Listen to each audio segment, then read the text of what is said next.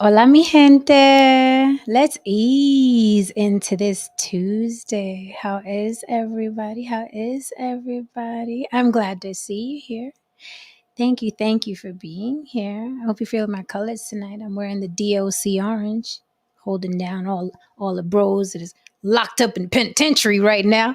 The sisters too, the sisters too. Wouldn't it be great if they can get our show on the inside? That would be fun. That would be fun.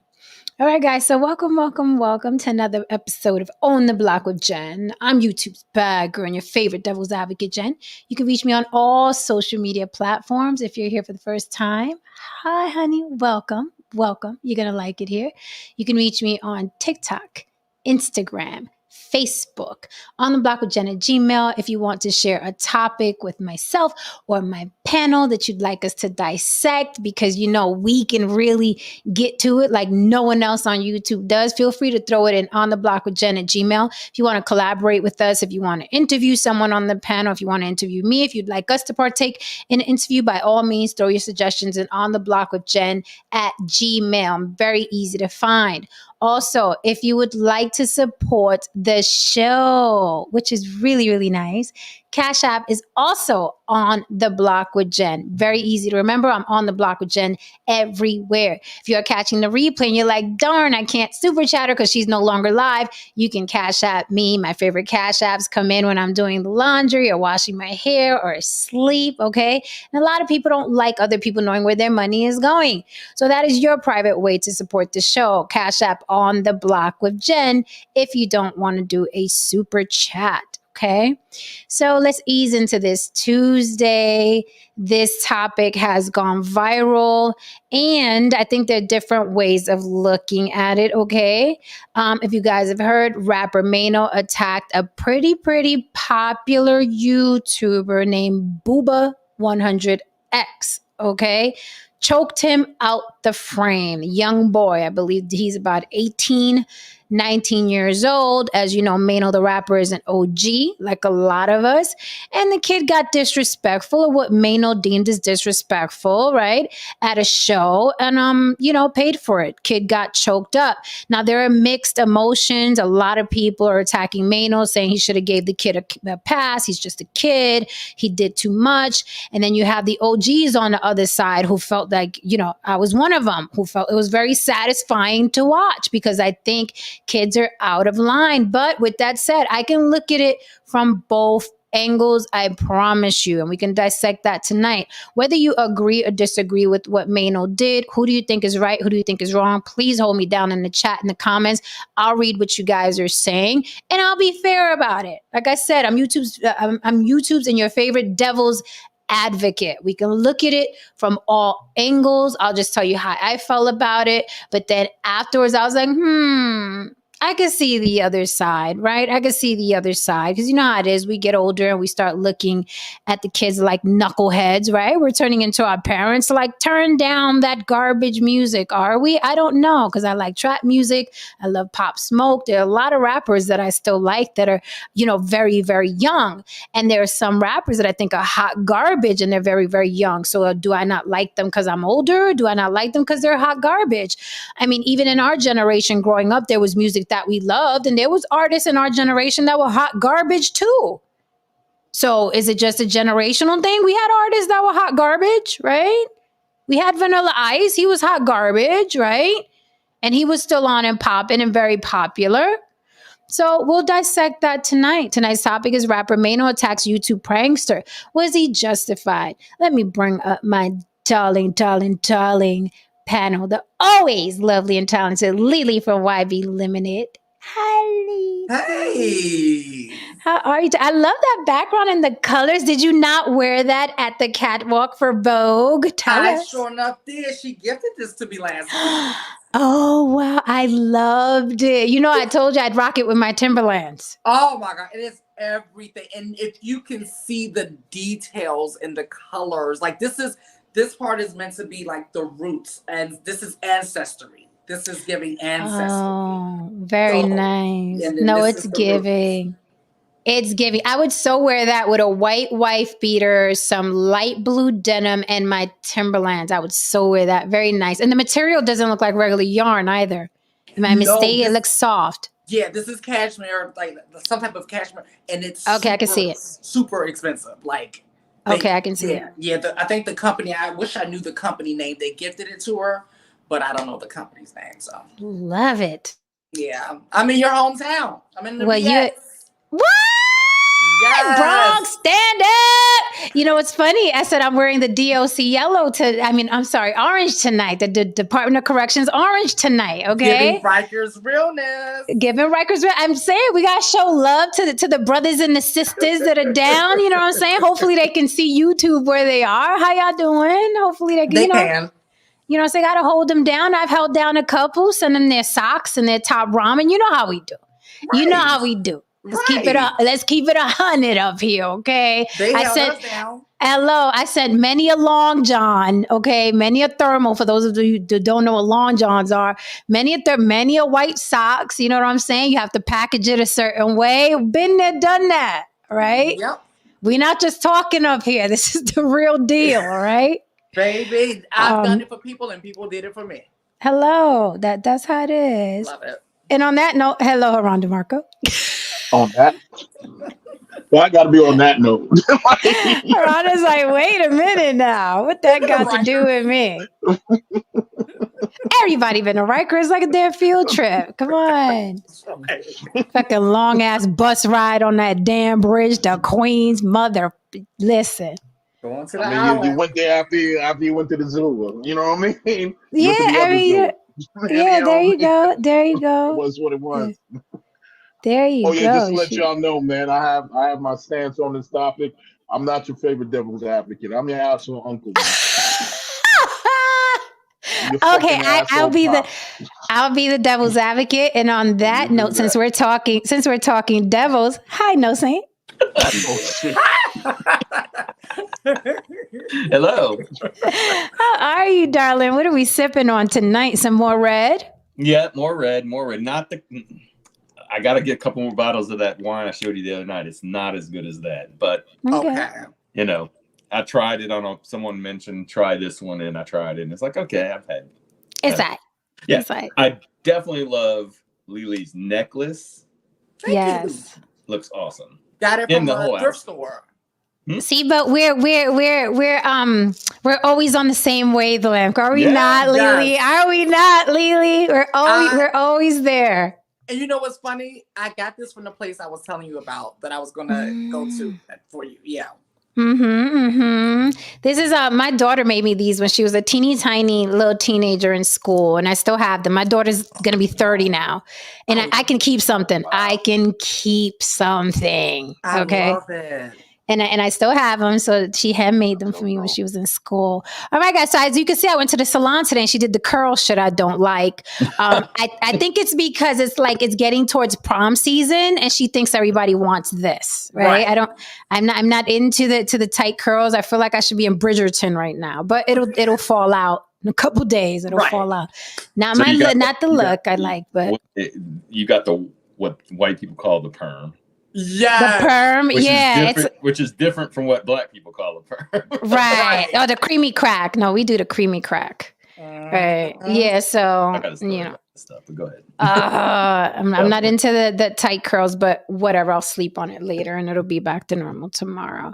All right, guys. So how's it going? How's the weekend? I'm sure everything was great. Let's get into the topic. Yeah. Yes. All right. So, whoa. I'm not going to lie. When Haran sent me this video, I was elated. I was like, good, because these little fuckers are disrespectful. Okay. And a lot of people like, well, he should have gave him a pass. Maino's almost 50 years old. I said, wait a minute. Are we not at the age where we're supposed to be choking up the youngins? I'm sorry, but this is the age. Yeah. So that made no sense, right? I know when I was getting choked up and kicked my dad was about, you know what I'm saying, much older than me, right? My dad was a disciplinarian in the home. So I'm like, what do you mean he's almost 50 years old? This is when you're supposed to fold them over. We're at the age where you're supposed to fold them. for being disrespectful, right? And we're going to dissect the video. I do have it. You know, I like the show and tell. And let me tell you something. It was very reminiscent of New York. It was very reminiscent when we were about to go upside somebody's head, from the body language to the verbal cues. We've all done it, I'm sure. Oh, I don't know about you, no saying, but I mean, I was going through the motions with Maino. I said, I know what's coming next. I know what's coming next because I've done it, from the hand play to the communication. Like, and this kid had not a fucking clue. And that's something else we're seeing with these kids that are gaining fame very, very quickly online, right? They're missing a lot of steps that we had to take, right? The chin checks that we had to give and take, right? They don't have that. Hey, I'm a gangster, just add water on YouTube and not go run up on people and say whatever and do whatever. And they're missing a lot of the stuff that we learned, right? So is it a thing where we're like, oh, back in my day, or is it, no, there's a rite of passage for every fucking thing? No, Saint, that's like you. Someone wants to be a fireman and they're like, I don't have to train that shit that you do. Just where's the hose? Right. Point me to the hose in the fire. You're going to be like, motherfucker, what? Do you know what I've been through? Do you know what I've had to do? Do you know what this band of brothers is? Oh, yeah, it's cute, old guy. Where's the fire in the fire hose? Right. And you'd be like, what? Yeah, they wouldn't last long. If you don't know what you're doing, you're probably going to get yourself killed. But yeah. Right. And that's a great example, because anything that you just don't go through the, you know what I mean, the lessons with, you can get yourself very, very hurt. And the kid got himself hurt. Not only was he hurt physically, but his pride was hurt. And he did release a video to explain what happened, and he's humbled. You can tell in the video he's humbled. You know, he's like, you know, a setback ain't nothing but a setup for a comeback. I'm like, he's calling this a setback. You can tell his pride and ego was hurt, right? He was like, oh, you thought I wasn't going to post today? I'm posting. So you can tell he was hurt. You can tell he was hurt. But I got the video. Before I play the video, Familia, what do you think off top when you guys saw the video of the choking? Were you startled? Were you like, what the fuck happened? How did we get it here? What do you think? I saw it coming. Because he warned him. He put, you know the warning, Jen. He put the hand on the shoulder. The calm warning. They're like, you know. Now I done told you, young blood, read the room. That's the read the room right there. That's the, you know what I mean? Calm down. You're doing too much. And then when he didn't listen, then it's like, okay, now I gotta handle you. Right, Lily. He did give him some space. He gave him some room. We was gonna give him a pass, but he didn't. You see, that's the point right there. You see, when you come from certain spaces and you've been in certain situations, you see the past already, and it's not necessarily verbal. It's physical. You know what I mean? The warnings are physical, and if you ignore the warnings, then it turns into something else, which it did. So he got what he deserved. He got what he asked for, man. So you think he got what he deserved? Absolutely, and there's another video too of Maino basically holding him with one hand. Because he ain't nothing but 50 pounds. Right. You know what I'm saying? I mean, and he holding them down. Yeah, he's holding them down. That's a great thing that happened, because look, man, when we were younger, I mean, the OGs, I mean, they had an unbelievable superhuman strength. You know what I mean? And the old dudes, man, if they grabbed you one time, you wasn't getting out of that. You know what I mean? Yeah. And you know, and I gotta say, and I want Lily to jump in here because you jumped in before her, Haran. I don't know what you were smoking today, but I'm so sorry. we just gonna keep it pushing. I do want to say to you, but it's okay. This situation, I mean, it hits home because we know the environment. So we're going to be passionate about it. But I will say before I pass the mic to Lily that, you know, the cues were given. And when we were growing up, we didn't test the OGs the way these kids do. We knew who the OGs were, right? So that's interesting. Lily, what do you think watching the video? And no saying I'll play it for you because I'm sure you haven't seen it. It's funny because, you know, my ex is an OG and it reminds me of when he calls someone beloved. When he when he says beloved in a kind manner, yeah. I'm looking like run, go fast, like leave the scene fast because it's about to get ugly, right? So yeah, it reminded me of that. But what I will say now, I think, and I hope we get into this. This scene is indicative of a lot of issues that is going on in the entertainment industry of today, right? Entertainment. And when I say entertainment, I'm going to include us models and YouTubers and actors and singers. You know, I'm including. I'm going to go to boxers and all of that stuff. And I'm saying boxers because for a reason, because I'm going to get into that later. But yeah, this is indicative of something else. And I hope we get into that tonight. So we's gonna get into it. It was interesting because, like I said, I'll play the video for you guys right now. But you know, we've all been there, especially coming from where we're coming from. Not to go long-winded into that again, because I got into that the other day, and I do plan on clipping that and sharing it separately about, you know what I mean, just what we go through in these neighborhoods and the kind of like, you know, vibe we get. I don't know. See, a lot of kids don't know. The joke that the kid was telling, right? And this kid, let me tell you, I guarantee, without a doubt, he's clearing at least 6 figures a month. I mean, without a doubt, this kid is making easily 6 figures a month. He has multiple YouTube pages. Okay. They have a lot of subscribers and followers. They love this kid in the YouTube streets. He is loved. He has a channel, just his girlfriend, a channel, him and his girlfriend, a channel, his uncle, another like gamer channel. Like he is caking. He's caking. Right. So when you're caking, you're going to keep feeding the beast. You're going to keep feeding the machine. You're going to be more and more outrageous. He's very well known for doing this with rappers and being around rappers and going up and asking silly questions. Right. And we used to see, we've watched this with Jackass. We've watched this with, you know, those type of shows. Right. But it's safer to do to white people at Walmart. Right. As long as you're not in an open carry state. But it's safer, right? But when you're walking up to someone, and here's the thing, here's where he messed up, right? He messed up a lot of, I'm playing for you, he messed up a lot of different places. But what stuck out to me, now Maino's someone who's been to prison, he has a $150 on his face, which is a really bad scar from a box cutter or a blade on his face. He has that scar on his face. So he's the real deal. He's from the streets. Now, some people may argue, oh, he ain't a real he went through the motions, whatever you think, you know what I mean? Whatever level you think of gangster is. I wouldn't look at Maino as someone that ain't never been through shit, right? No, he about that life.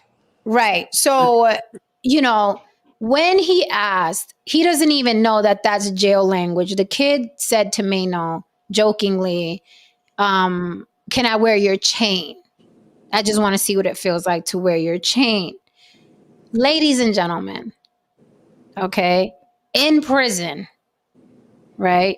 What happens is someone walks up to you to test you, especially when you're a new inmate, and they ask, what size of them shoes you're wearing. Right? Now, to any innocent person that doesn't know the street language or anything like that, they'll look down and they'll say 9.5, 10. And they will regret it because someone will tear their ass frame from frame in the cell and take those shoes. Right?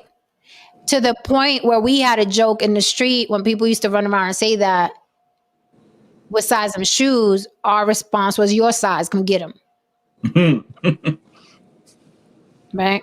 So this kid, and you see Maino's demeanor change, and Maino was trying to be gracious. I don't care what anybody says. He gave the kid space. He gave him time. He even told him be nice. And when I saw how calm he was, I was like, ooh. The whole pause, and I'm gonna play it for you because it is a symphony. It's like a symphony. It's like a symphony unfolding, and you see it happening in slow motion. If you've been in that environment, we knew it was coming.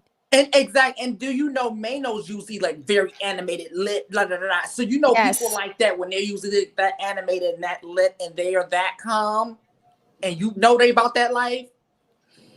They trying to put keep the hand back. the hand on the shoulder. And even when the kid was still like key, and he was like, why everybody's looking at me like that? Maino said, no, look at me. I've been in those situations where you're about to get into something and the person is trying to pull in other people and you have to bring their attention. You know, I'm talking to you. I'm talking to you. No, but that girl said, I don't care what she said. I'm talking to you. Right? Because it's kind of like, let me get out of this some kind of way, but now you're already in. You're in the fucking you poke the hornet's nest, right? So I'm gonna play this video and we're going to dissect. But you know, I saw it on Twitter. I saw the comments. Haran sent it to me, and a lot of people were commenting. It was like, this was so satisfying to watch. So it's like, I'll play it. Hola, creative mind. Good to see you. Jamael 1220 says, as you age and get older, you have to adapt, or we average yourself a little bit, or we avenge yourself a little bit. They intend to stay in tune, stay in touch to current. But in my case, I have nieces, so I try to stay relevant. Jesus. That shit gave me a brain aneurysm reading that. I thought I was doing something wrong. I'm like, and I just woke up from a nap. Be easy with me. Be easy with me. Punctuation's an art. Dwayne Rhodes said, these young men don't know what humor is and what it is to read a room. Know your audience. And if you look at the environment that kid walked into, nothing but goons and fur coats. Okay, nothing but goons and fur coats. Where if we're walking into that situation, before we step over there, we're assessing everybody. I need to know a few people over there. Hold on, let me see who I know over there real quick. Nah, I'm good. I'm gonna stay right on over here. Right, and you don't fuck around till you see that one person that you know, and it's like, yo, Charlie Rock, yo. Or you don't fuck around in that space. But he went in there confident because, again, it's the ignorance of like, I'm not from this world. I'm making 6 figures a month on YouTube and I spend all day online and playing with people and pulling pranks. Yay! And then let me just play the video. It's crazy. This was epic. It was epic. Dalavan said when he firmly gripped his shoulders, it was over. Let's play this video. I'm sorry, I got it. You may love Maino, you may hate him. I can't fault them for this one. I can't. I can't do it. I can't fault them. Let's play this video. I may play it twice. Let's see. Hustle hard, stack paper. You see me, ha hater. Okay. That's a good. For you. See what I'm saying? Look, I came over here like right now. Don't say nothing crazy though. Nah, I'm just saying like I came over here like my objective over here today was to, you know what I'm saying, snatch some chains. You feel what I'm saying? Like I already. You should try that. Nah, I'm saying I already. Dude, this is a good. You should really try that. Wait. Oh, this is. Yeah. No. It's just me. Nobody else is here. Yeah, exactly. This is nobody's here. This is between me and you. You feel what I'm saying? So You look. should try that. Hey, wait, why? So why they keep looking at me like that? Like they're making me feel a type of way. You want your moment, right? Huh? You want your moment, right? Wait, what you mean? You gonna get it? Nah. Guarantee you gonna No, get not it. like that. I'm just saying, like, guarantee you gonna get it. I swear on everything I love, you're gonna get your moment. All right, so wait. So let me borrow Be your nice. chain. Let me borrow your chain. Be nice. I can't Be borrow nice. your chain. You can. I can't borrow your chain. You wanna borrow my chain? Yeah, let me borrow it. Let me put on your chain so I can see how it feel. I want to see how it feel like. You feel what I'm saying? To have on the See, chain. now you just chatting. See, I gave you your time. Now you just chatting. I look. Quick question, What's up, right? you walking? Now Hold on. now I you look. chatting. Quick question, right? On a scale of 1 to 10, right? How badly, right? You done fucked up, you know that, don't you? You think I could like beat your ass? Chill. It was the chill for me. And I just told you. It was that for me. Did you see? He said, "Be nice. I'm giving you your time." Did you? I heard it. You I want your heard moment, it. don't you? You want your moment? Yeah, You're gonna exactly. Right. you're gonna get Exactly. your moment. I heard it also. People do not know. Not a fun fact, but a sad fact. Maino lost his mom recently. I That didn't know. chain, the chain he's wearing, is a picture of his mother. Oh, wow. Okay. It's a picture of his mother. It's a charm with a picture of his mother. Right. Now, the kid, what this prankster does, Buba 100X, what he does is he throws out little things, right? Hoping that you miss it because it's funny for his audience, right? So you notice the first thing he said when he came up was like, yeah, I'm snatching chains. I'm snatching chains. That's why Maino said you should really try that. And then he tried to make light of it, like, what about these guys? He was like, no, you should try it with me. Like, it's just me and you here, right? I mean, it was warning after warning after warning if you're from the areas that we're from, right? And it's not, let me say this. Let me put out this disclaimer, because a lot of people think that we talk about our stories because it's like, oh, we're trying to be tougher than anybody else, or we're trying to be, you know what I mean? Like, here's the thing. It's no different. Again, I related to the military. It's no different than a man telling me his stories about Vietnam. Is that man trying to be tough? Is he trying to be tougher than the guy that works in the office? No, he's telling me his experience and his knowledge of that experience, to where if I visited Vietnam, right, and he happened to be there, he can tell me about the areas. I don't know anything about Vietnam. I've never been. So I would listen to an OG. So that's all we're doing. Because a lot of people misconstrue when we have these conversations with, oh, so what you trying to say? You're from the street, so you know. But no, it's a language, it's a lingo, it's a dress, it's an attitude. It is verbal cues. It is physical cues, right? You just have to know. It's survival of the fittest in that bitch. So a couple times I was like, oh, he's gonna get choked out. I saw it coming. When he threw that out. I'm here to snatch chains. And Maino said, you should really try that. Mm-hmm. You're going to get your moment, right? And there was so many times where the kid could have backed down. But again, is the kid just ignorant to the environment, or is he very well aware of it and trying to use rappers' reactions as content? Is he this innocent little kid? Because people were like, he's only 18, he's only 17, he shouldn't have did that to him. Or are these kids a bunch of little assholes just trying to get content? And I'll pass the mic because I want to say something else. Yeah, because his numbers shot up after this. His numbers went all the way up. And that creeped into my mind as well. As I was watching it, and I saw a few comments, or maybe he mentioned that, like, "Ooh, Maino put you on the map," or something like that. I think I seen it in the comments, and I was like, was that part of it?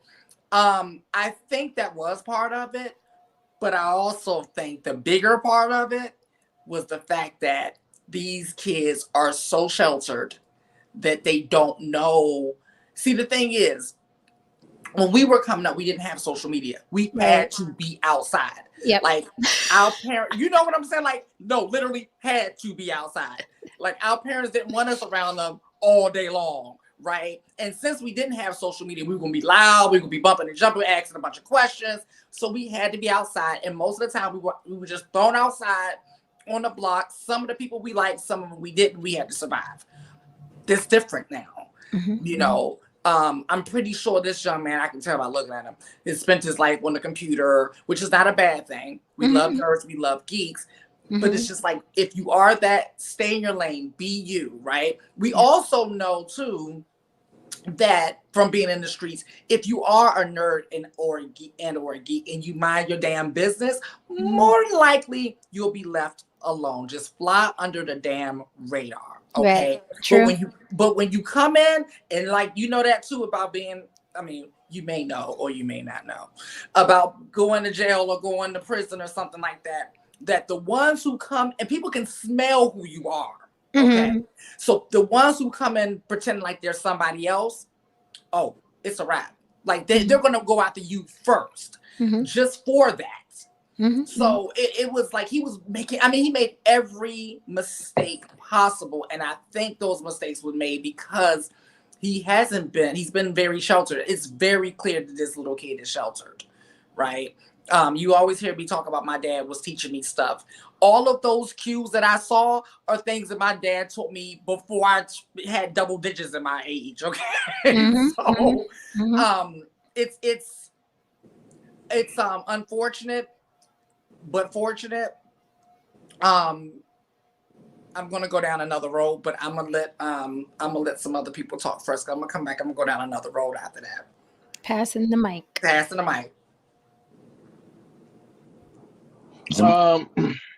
I think the biggest issue here that I have, my biggest concern, is that I see it on these spaces. I see it, you know, I mean, even in the streets. These kids really don't have a solid concept of consequence. Because again, you know, I mean, they were sheltered. You know, they have people making excuses for them. They have people making borders around them. They don't really know about a world where you can get your face smashed in for saying the wrong shit.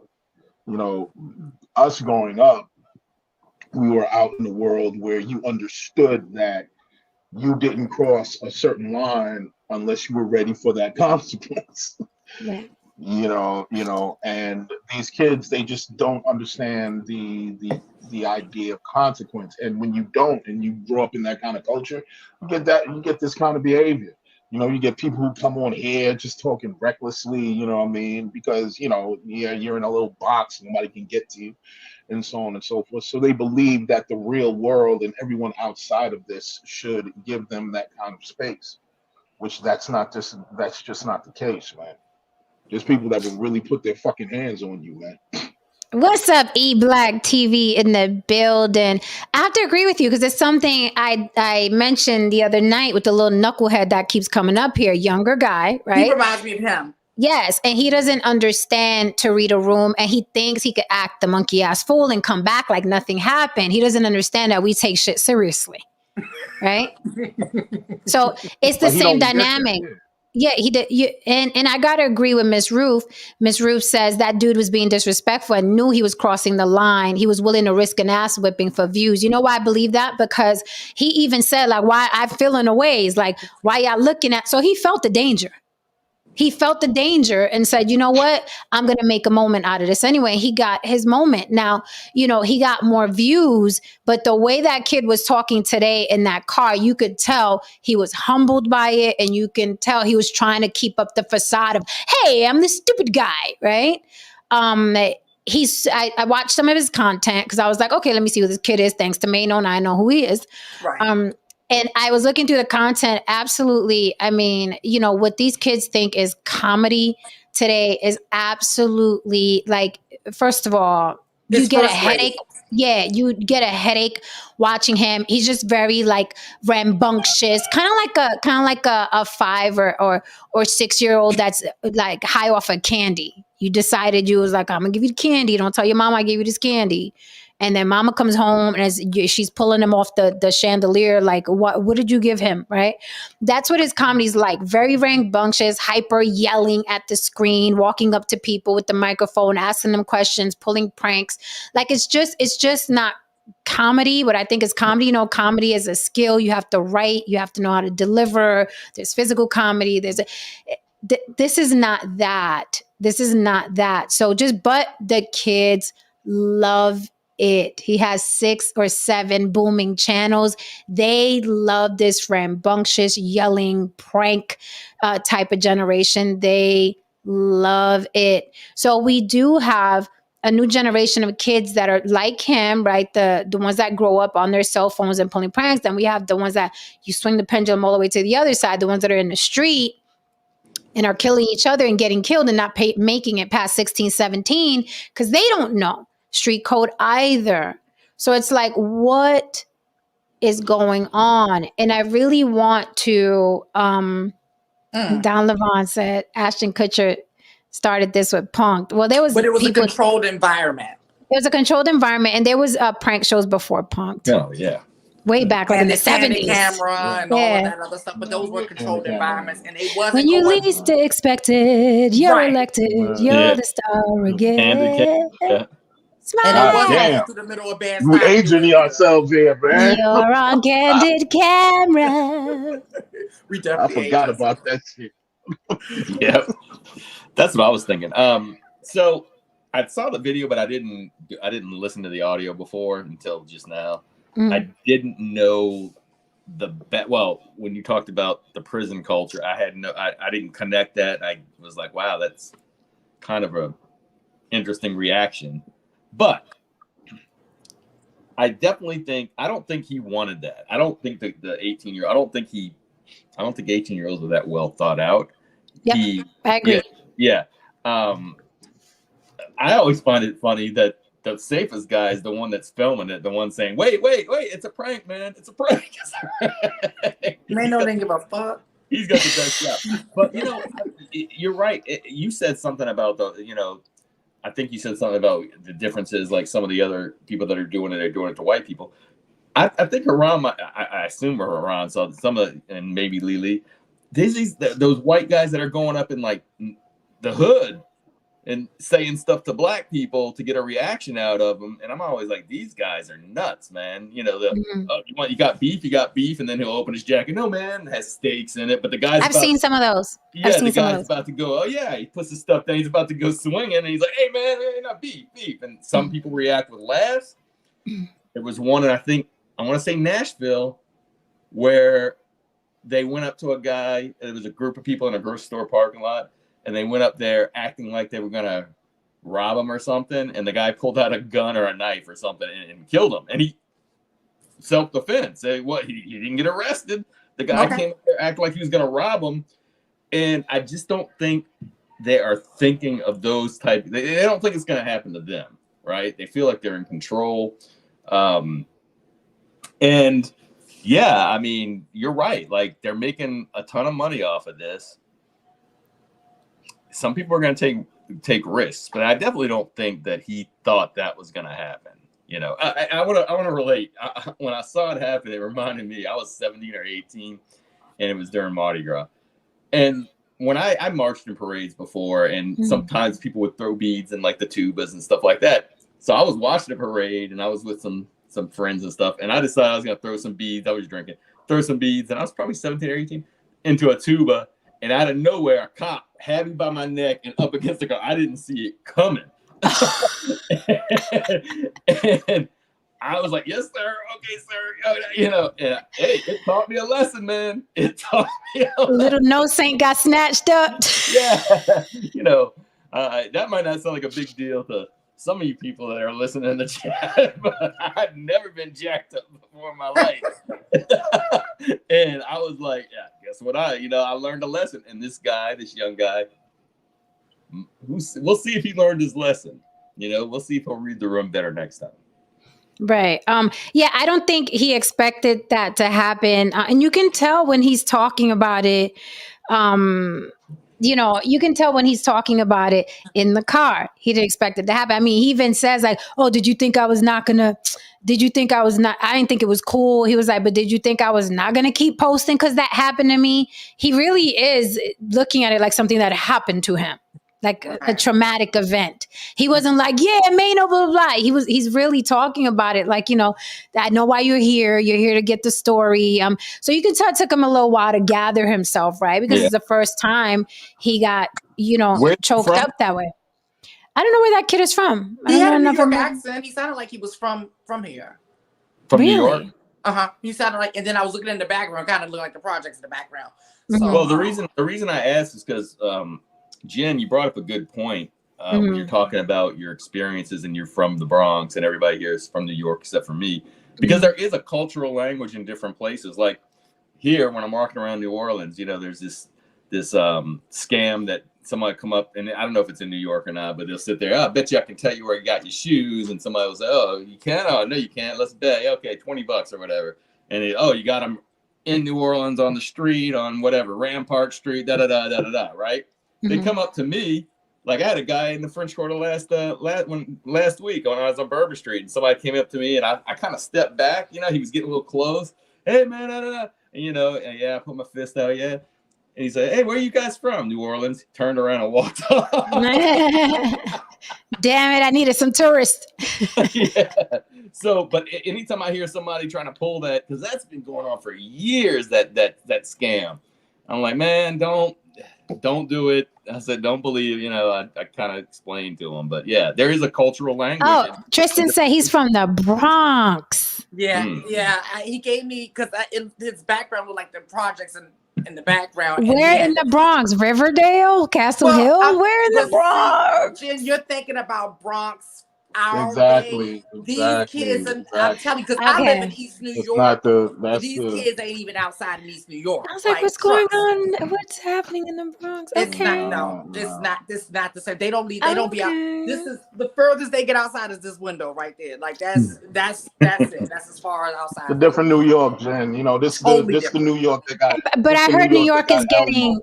Yeah, I heard New York is getting bad again. But it is, but it's two ends of the spectrum. They're either outside just shooting up the place for no reason, like their crimes are just so pointless now more than ever, or they're just inside on their computers, on their games, and creating a facade. So that you just got one or the other going on.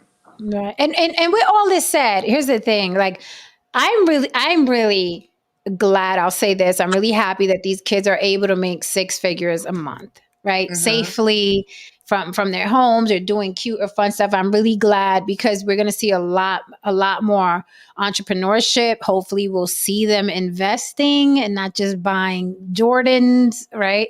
And I'm really happy for them, but I just think that a lot of them are pushing the envelope unnecessarily. I did want to grab this comment here. Tribe of Judah 77 says, Maino ain't no OG. These rappers ain't gangsters. I grew up with killers. All these rappers soft. Here's the thing.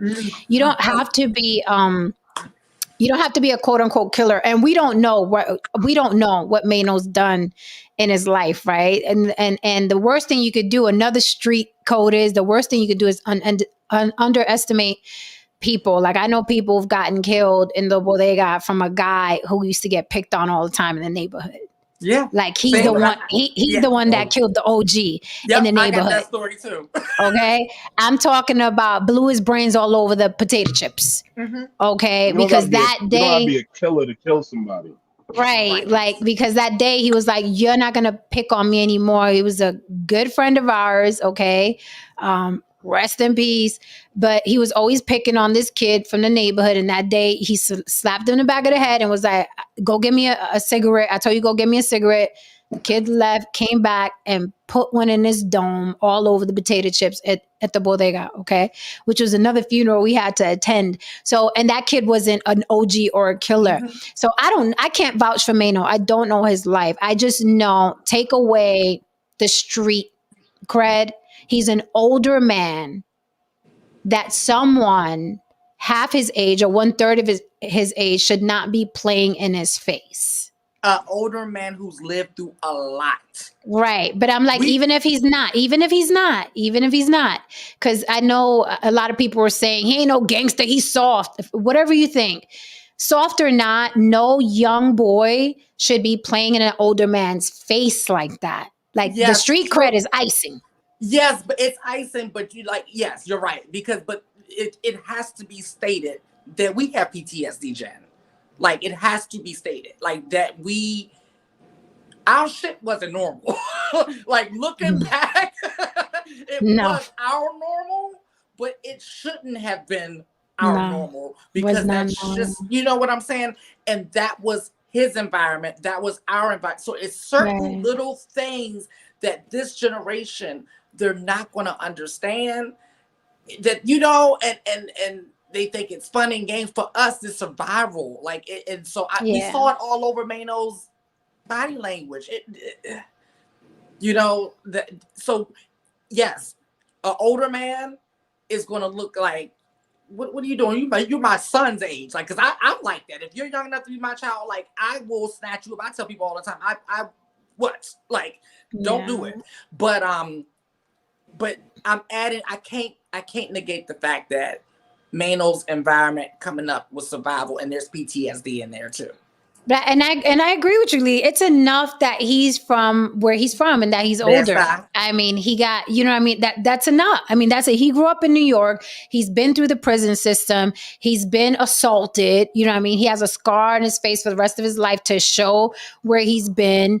You know what I mean? So when we say OG, I know people like to, you know, it's like synonymous with original gangster and people that were gangsters. But it's like, no, man. It's like, it's older people that don't need to be getting fucked with, especially when he's giving you the time. He's giving you the interview. He's telling you be nice.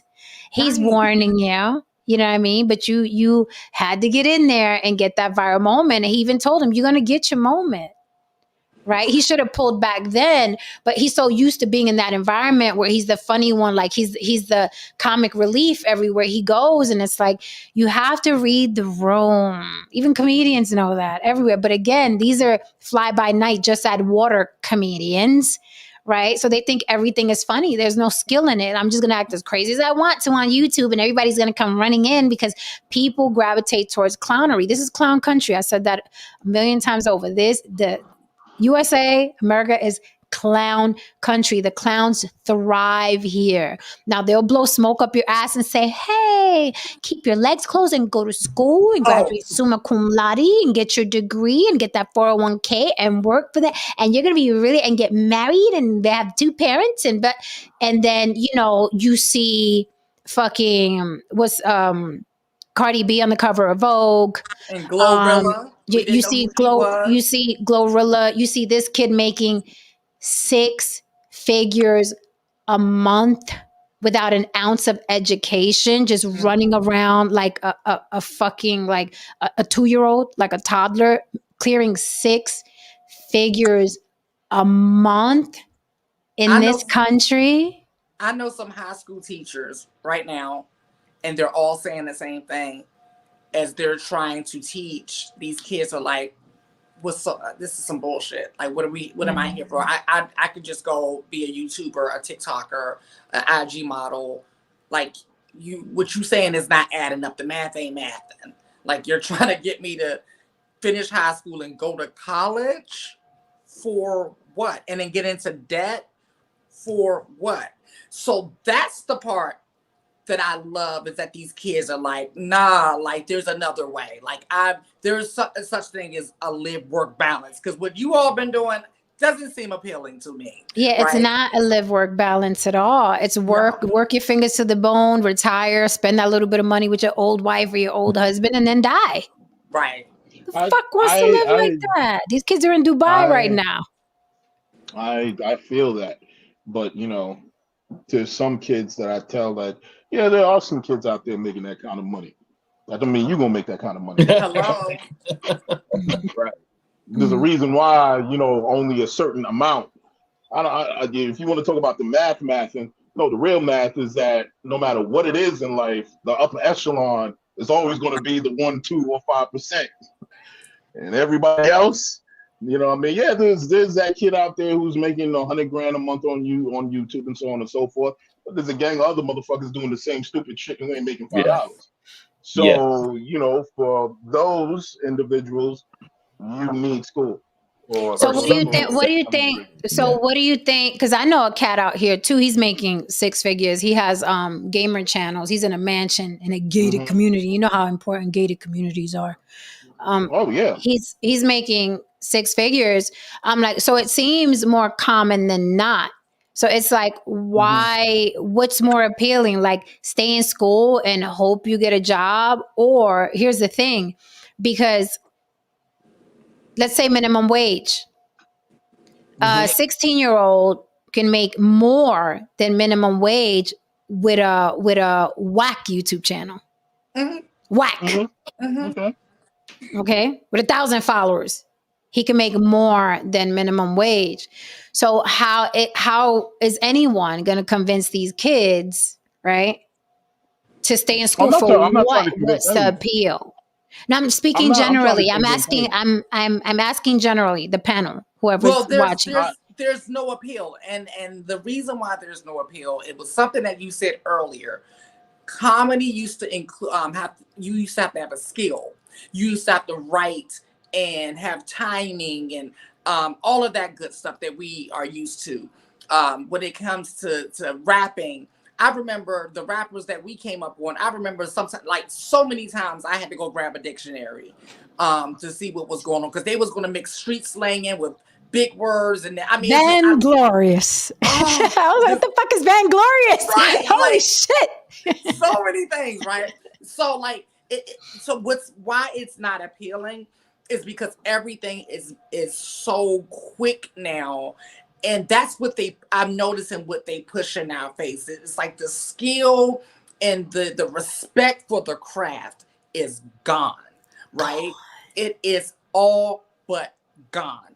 And it's ridiculous. For instance, I was thinking about it the other day when we touched on like the fight with Tommy and Natalie, right? Mm-hmm, mm-hmm.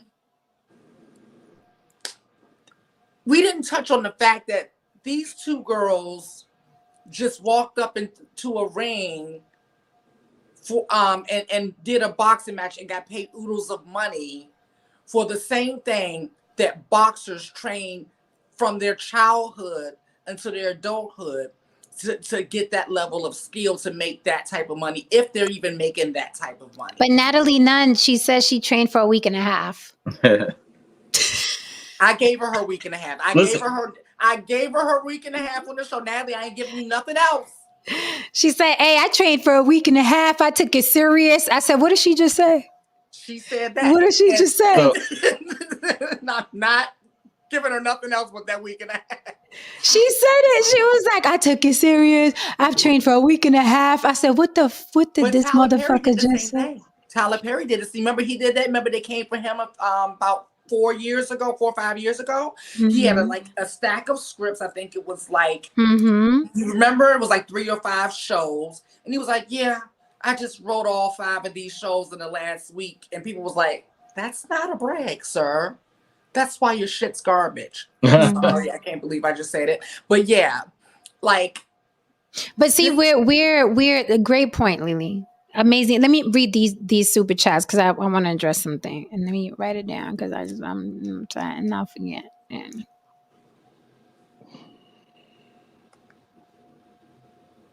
all right, thank you for the super chat, Don Levon. Don Levon says, Maino said, "You want your moment, right? I guarantee that you're gonna get it on everything I love." Ooh, woo.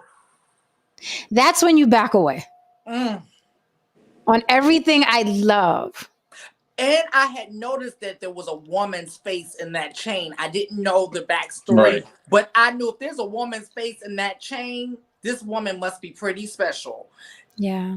And you're talking about snatching this man's chain. We started off bad. You know, I when Haran was making his point, I was thinking about that.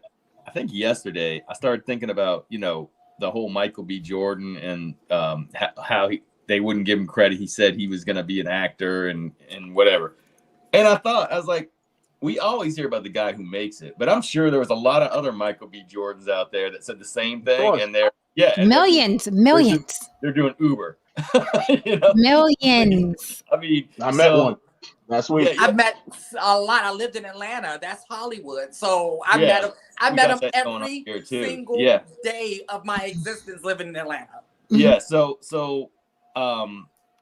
you may be, like you said, Jen, you're right. Maybe they're making, 1,000 viewers, they're making more than minimum wage. The jury's out on how long you can do that. That's why when you say these people making 6 figures, hopefully they're investing, right? They need financial education because, like an athlete, you don't know if this is going to be around in 5 or 10 years.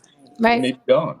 Right. It's not, and that's why when Haran said you need a backup, like at least you need some kind of skill or education. It doesn't have to be college. It could be a trade, but you do kind of need a secondary education to say that, I'm going to do YouTube playing games the rest of my life. That could change. I mean, things change fast now in this world. It will change. Mm-hmm. Yeah. And I mean, look at the Logan brothers, Paul Logan and the other idiot, them 2 goons. I mean, didn't they start acting stupid on YouTube? And look at them now.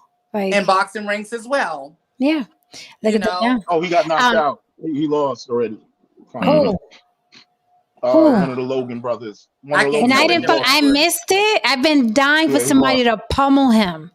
Yeah. And he came out real humble and like, I'm gonna go regroup and all that, and like, fuck, I missed it, but I'll pull it up because I loathe them dudes. I loathe them. To be clear, Jen, I just want to say one thing real quick.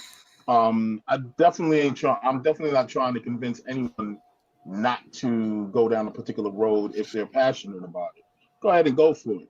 But if you succeed, wonderful. If you fail, then you fail. Don't go out blaming society or whatever, and you know what I mean. You get angry. No, you made a decision. You feel that you're grown enough to make this decision. Go out there. Go out there. I'll say this, right? To No Saint's point, thank you for the super chat, Creative Mind. Creative Mind says people have suffered many. What? See, there we go with the big words. That's why I need another good rap song from the 90s to help me out with this. Did she say vicissitudes? Yeah. In life, you can't play with everybody. Heeding physical cues is a must. It is a must. Going back to what you said, No Saint, I wanted to touch on that. Fuck, and I lost the thought, and it was a fucking good one. Something you said. Damn it. It'll come back to you. Yeah, it'll come back to me. About the whole investing thing, right? You're absolutely right, because here's the thing, and Lily, to your point as well, the kid that I know up here that's clearing 6 fucking figures, okay? The Mercedes Benz out in the parking lot. Like when you go to his house, it's a dope mansion. It's a dope mansion. He doesn't keep it up. Like it literally looks like a kid from the projects just happened to, he almost looks like a squatter in his own home, right? He has like 3 dudes, you know, like the key maker from the Matrix downstairs helping him upload and edit shit, right? He has a lot of video games. And then he wanted to get into what? Writing sketch comedy. So a real comedian friend of mine pulled in another comedian friend of mine. Then they called me. They was like, hey, you're a writer. This guy wants to meet with you, blah, blah. And I'm sitting there and he was, when I tell you, fucking possible to work with. Yeah. Fucking possible to work with. I was like, with comedy, you need beats, you need time. There are scripts. This person says this. No, we just write the idea. And then I'm like, it does not work that way. It's 2 different worlds. But if you want me to, long story short, I fucking quit. The motherfuckers were like trying to hit me up, like, send us the scripts. Fuck off, send me money. Right. Send me my money. I send you nothing. That's not how it works. And then they hounded me for a while. They tried, send it. And then they tried calling the nice girl calling, well, he just wants to know if you're sent. I don't give a fuck if you get Jesus on the line. Give me money. I'll send you my work. That's not how I work. But long story short, he was impossible to work with because they're so used to making money very, very quickly with little effort. Well, I could jump off this table and fall on a pie and I'm going to get 500 people to share it. And I'm like, I'm a writer, right? So, you know what I mean? So it was a lot of clashing. And I was like, I don't need this shit. Fuck you, your mansion, fuck off. I can't do it. I couldn't tolerate it, but he's making bank. I can see why that was an issue though, because here's the thing, you know, especially what's going on in all these spaces. This is coming from a person who, you know, in order to learn how to play instruments, I had to teach myself. I had to find, different artifacts.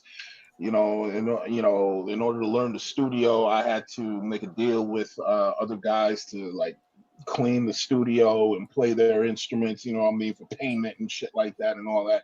So there's this level of earning what you have, and then there's this level of understanding how to get what you have through work. They didn't build YouTube. They didn't build, half the filters that's on their fucking phone that they can use to shoot content. They're all the stuff in reality, it's really been given to them. Their phone can do like XYZ. They can just upload it to some site that they don't fucking own. They can bank as fuck. They really don't have to do much in order to gain attention, as opposed to an actual comedian who has to get on stage in front of people in their age group, be entertaining, timing, so on and so forth. You know what I mean? An actor who actually has to stand in front of a director and have people ripping it apart, ripping it apart. That's the main thing. That's the main thing. You know what I mean? They don't know how it feels to go to a fucking audition, and you're right in the middle of the fucking shit, and you think you're fucking ripping, and they're like, next. Yeah. They don't know what that's like. Z Nazir is saying he's just a baby, man. So he's just a baby. He got spanked. Right. With this logic, who's suffering the most, or what's suffering the most, is the art. The art is just suffering so bad to the point where it's a stretch to call it art anymore. Yeah. They should call it something else. Yeah, no, it's lost the content business. That's what I call it. I just call it fucking content. I'm cool with that. I'm cool with that. Yep. Mm-hmm. Yeah, because what Haran was saying, electronics, for sure. All these things, like, if it weren't easy, I know I probably wouldn't be on YouTube doing anything if it weren't this easy, because if it took a lot of effort, I don't know if I have the passion for that. You know what I mean? So what electronics has done, what phones, all the power that these phones have now, it sucks for it kind of sucks, but those people that really have a craft are still making movies. They're not out of business. You know what I mean? But it just kind of sucks that somebody who has no training can come up and kind of pull some stuff off that 10 years ago they wouldn't have been able to pull off without this phone. It takes, it makes it more accessible. You have to be careful. Tristan said, nah, Buba 100X rolls with that Muslim African gang in the Bronx. This had to be a prank. Well, he should walk around with that gang. Right. When he pranks people. But go ahead, Lily. Well, I was going to say, saying yes, they are still making movies, but they suck. And the reason why they suck is because they're putting popular people in them versus people who have trained, like, classically trained actors. No. You're talking about the actors. I'm talking about like the cameramen, the people that they're behind the camera that are actually filming the movies. Okay. They're still in the business. You know what I mean? There's still people that have to have skill for the high-end movies. But I'm just saying, now anybody can just use their phone, and like to Haran's point, it edits for you. It does all this stuff. It makes it look better than it should. But here's the thing. This is a content wood, like Hollywood. It's a different. Here's the thing. Like, these kids are never going to be on set with Tom Cruise and Maverick, right? That's clear. That's a whole different world, right? They wouldn't even allow it. But these kids are still making big bank. Right. 6 figures a month is fucking money. And it's a lot of money for an 18-year-old. That's a lot of money. But you know what, Jen? I beg to differ. And I'm going to tell you why. Because I'm seeing what, Psychic Lily is seeing some stuff, right? Because I'm already seeing them in spaces with A-listers that they could have, that you would have told me 10 years ago that these people will be on the red carpet next to a Tom Cruise and next to a whoever, I'd be like, yeah, that would never happen, child. But the fact that they are there, that kind of scares me, because they're inching closer and closer to the main stage. A virus. Right. But I'm just like, I don't know. I'm a little nervous about this, Jen. So you think that we could see something like, I'm just going to throw something out there.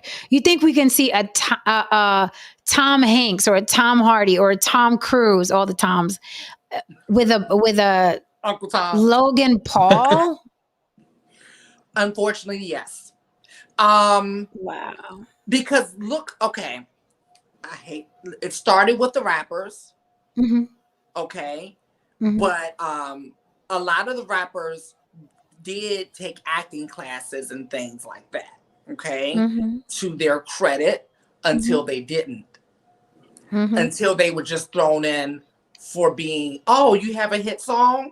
Oh, okay. Remember the group Black, Bring It On? And they have one of the Bring It. It's already been brought in. Like, you know, it's a classic, you know what I'm saying? So little things like that, they started getting in without any training. So now the new celebrities are these content creators, these YouTubers and stuff like that.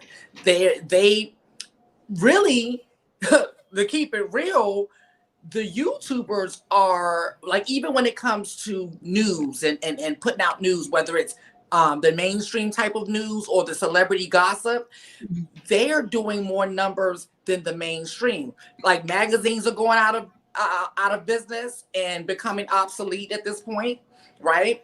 And the mainstream news, they come and steal from us, right? So now we are that higher upper echelon of entertainment, whether it's good or not. It's not good, right? But I'm noticing more and more and more every single day that Hollywood media no longer cares about quality of any sort, whether it's like the Hollywood media or whether it's the news media, right?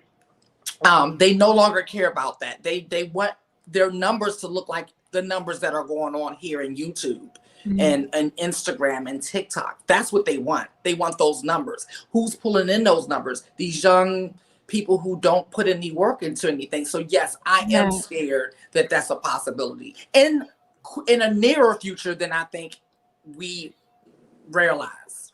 Okay. POP said, POP says Maino said it was all planned, but no one seems to believe him. It wasn't planned. What Maino said after the fact was just more, honestly, more street code. He was like, hey, it was a prank. That's what the kid was doing. He's saying that to cover his ass so nobody could say, you know what I mean? Oh, why'd you do that? He's literally saying that he planned it so people can go along. It's kind of like, yeah, I punched you in your face, but it was part of the prank.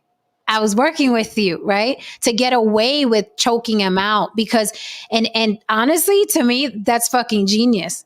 Because you're pranking, right? That's what you do for a living. Well, guess what? Me choking you is part of the prank too. Right? So the kid can't come at him but the kid did say in the video he didn't think it was cool. Right? He never said, oh, me and Maino planned it. What he said in his video was like, he doesn't think it's cool. He don't think Maino should have did that. But Maino's like, hey, it was part of the prank. It was a prank, right? No, that body language was saying everything. Right. In that car. Right. Did you see him in the car? He was humbled. He was trying to keep up but you could tell he was traumatized. He was like, this dude really choked me up in front of the world. Yeah. Yeah. He was partially traumatized. He was partially traumatized, but he was also happy his numbers shot up as well at the same time. I saw both. Sure. Tribe of Judah got it in for Maino. He said Maino didn't want no smoke with Whack 100. Real OG, don't back down from anybody. If you ain't gangster with everybody, you ain't gangster. Whack 100 is your bar. Okay, I was like, oh God. Whack 100 is the bar. Damn, I get Whack 100. We can do a week of topics on the guy that was trying to throw Krishan Rock, Blueface's drunk girlfriend, out of a house, and she was like, I ain't fucking going nowhere. Whack 100 is your bar. Ay bendito. He the most chatty Cathy OG I've ever seen in my life. I saw that. Tate Franz says Maino choked a guy out on MTV over 10 years ago. I saw that video. Now that's circulating as well. It was a white guy. Telling you, and I've said this in our DM for years. I've been hearing about Maino behind the scenes. Like his reputation precedes him. Like here's the thing. He doesn't have to be John Gotti to have street cred. I don't know. I don't understand what people talk. Again, how many bodies do you have to be an OG? He's from the street. He's from the street. He's not Will Smith. No. Yeah. Yeah. You know. We might all remember this, but I always like to defer to Haran because I know Jen's not into sports that much, and Lily, I'm not sure if you watch a lot of sports or not. There, you can learn, like when someone tells you not to do something and you continue to do it, you're calling their bluff, right? Do you remember, Tehran, Jim Rome? That's probably all I gotta say is Jim Rome was calling Jim Everett a 6 foot, I don't know, 6'6" quarterback for the LA Rams at the time. He was calling him Chris Everett. He was calling him Chris Everett on the radio all the time. Well, they were in the studio getting interviewed. You can look this video up. I don't know if you remember Jen or not.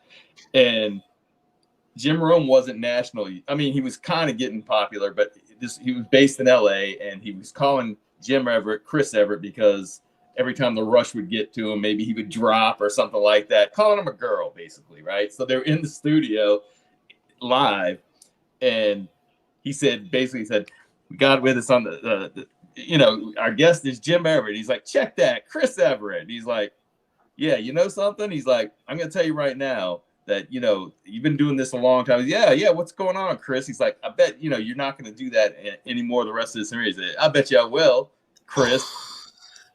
Jim Everett gets up, flips the table, and the video ends with him on top of Jim Rome's, I don't know. Jim Rome's all of 5'8", you know what I'm saying? But I'm saying when somebody warns you, you might want to take them serious. Yeah. Like I see you, nephew. I see you, nephew. It wasn't staged. It wasn't staged. When Mitch Green was sitting there talking that crazy shit to Mike Tyson, calling him Cicely Tyson. I want me some Cicely Tyson. Ooh. And he got it. Well, no, remember the guy on the plane with Mike Tyson kept hitting, doing. Yeah. Yeah. He got it. But Mike didn't unload on him though. Mike didn't really unload on him. No, Mike just he didn't. Tapped him up a little bit. Matter of fact, young Mike would have unloaded on him. Yeah. Young Mike would have unloaded on him. Matter of fact, when Maino was on that Angela Yee podcast, she was like, "Hey, you're going viral for this, blah blah." He was like, "Yeah, it was a prank. It was a prank. I was participating in the prank." And then Angela Yee asked him, "So did you know this guy prior to?" He was like, "No, I didn't know him." So right there, like he contradicted what he said. Like, you never met this kid before, but then he said, no, it was part of the prank. So to me, he was saying that so people don't get at him for like whooping on him. Like, no, it was part of the prank. I was, participating with the kid because he wanted to get away with choking his dumbass, right? Right. He's protecting himself from being sued or in the future possibly and all that. That's what that is, man. I do remember. That's exactly what that is.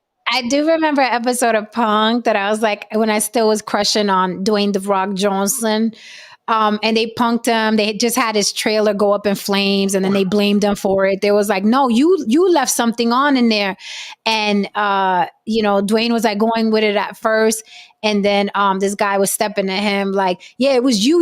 He was like, "You better fix this," and then you could see when it flipped, and The Rock was like, "Or else what? Or else what?" And it started just like, and then you see people like crowding him, like, you're on punked. I was like, oh my God, because he was trying to be nice at first. I remember that. You remember that? He was like, or else what? Or else what? I said, oh my God. Because he was actually in the motion of going at the dude, and everybody in front of Dwayne, like, nah, you know what I mean? It's a joke because I mean all 6'5" of steroid Dwayne was going straight at that kid. You know? That's the last thing. And people like The Rock, who's like that smiley kid, I'm like, don't. It's like, why are you doing this right now? Why are you making me go? I really want to know, because it's bothering me. Is this Chiali or Chiali Van Putten? Is it Chiali or Chiali? Maino is no joke. He beat the brakes off of Little C's in the hood. Let's watch this one more time for the people that walked in the room. And then I'll comment on the thing I wanted to go back to Lily's point. Hustle hard. Che Ali or Chi Ali? Chi Ali? Chi Ali. Chi Ali. Remember the rapper Chi Ali? Didn't he go to prison for murder? Maybe that's how you pronounce it. He shot his baby mom's brother. Yep. It bees that way sometimes. Yeah, I hate when that happens. He shot him. He shot him because he told him to suck his dick. Oh, yeah, the SMD will always get it. That'll happen. Yeah. Well, you know. Gotta do it. Well, you know, when you have a certain age, especially from New York, the SMD and the spitting on people. All right, let me spin this one more time. For you. See what I'm saying? Look, I came over here like right now, don't say nothing crazy though. Nah, I'm just saying like I came over here like my objective over here today was to, you know what I'm saying, snatch some chains. You feel what I'm saying? Like I already you should try that. No, I'm saying I already Dude, this is a good you should really try that. Wait, this is yeah. No, it's just me. Nobody else is here. Yeah, exactly. This is nobody's here. This is between me and you. You feel what I'm saying? So Exactly, you look. should try that. Hey, wait, why? So why they keep looking at me like that? Like they're making me feel a type of way. You want your moment, right? Huh? You want your moment, right? Wait, what you mean? You gonna get it? Nah. Guarantee you gonna no, get it. not like that. I'm just saying, I like, guarantee you gonna get it. I swear on everything I love, you're gonna get your moment. All right, so wait. So let me borrow Be your nice. chain. Let me borrow your chain. Be nice. I can't borrow your chain. You can. I can't borrow your chain. You want to borrow my chain? Yeah, let me borrow it. Let me put on your chain so I can see how it feel. I want to see how it feel like. You feel what I'm saying? To have on the chain. Now you're just chatting. See, I gave you your time. Now you just chatting. I look. Quick question, right? Now quick question, right? On a scale of 1 to 10, right? How badly, right? You done fucked up, you know that, don't you? You think I could like beat your ass?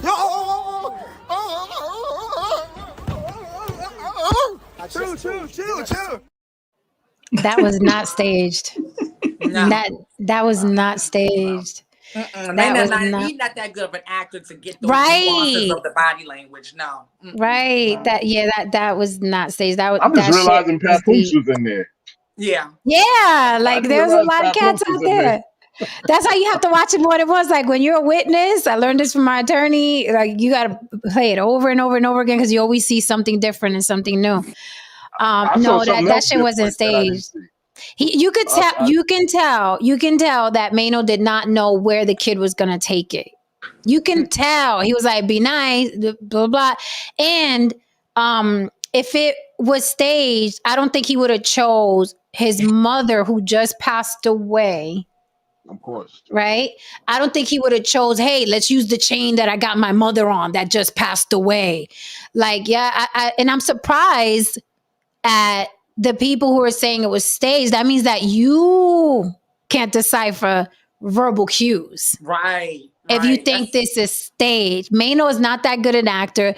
This kid is not that good an actor, right? That means that you can't, you know what I'm saying? Even when the kid tried to like take the attention off of Maino was already locked in. He was like, no, it's just me and you here. Concentrate on me. You can see it all over him.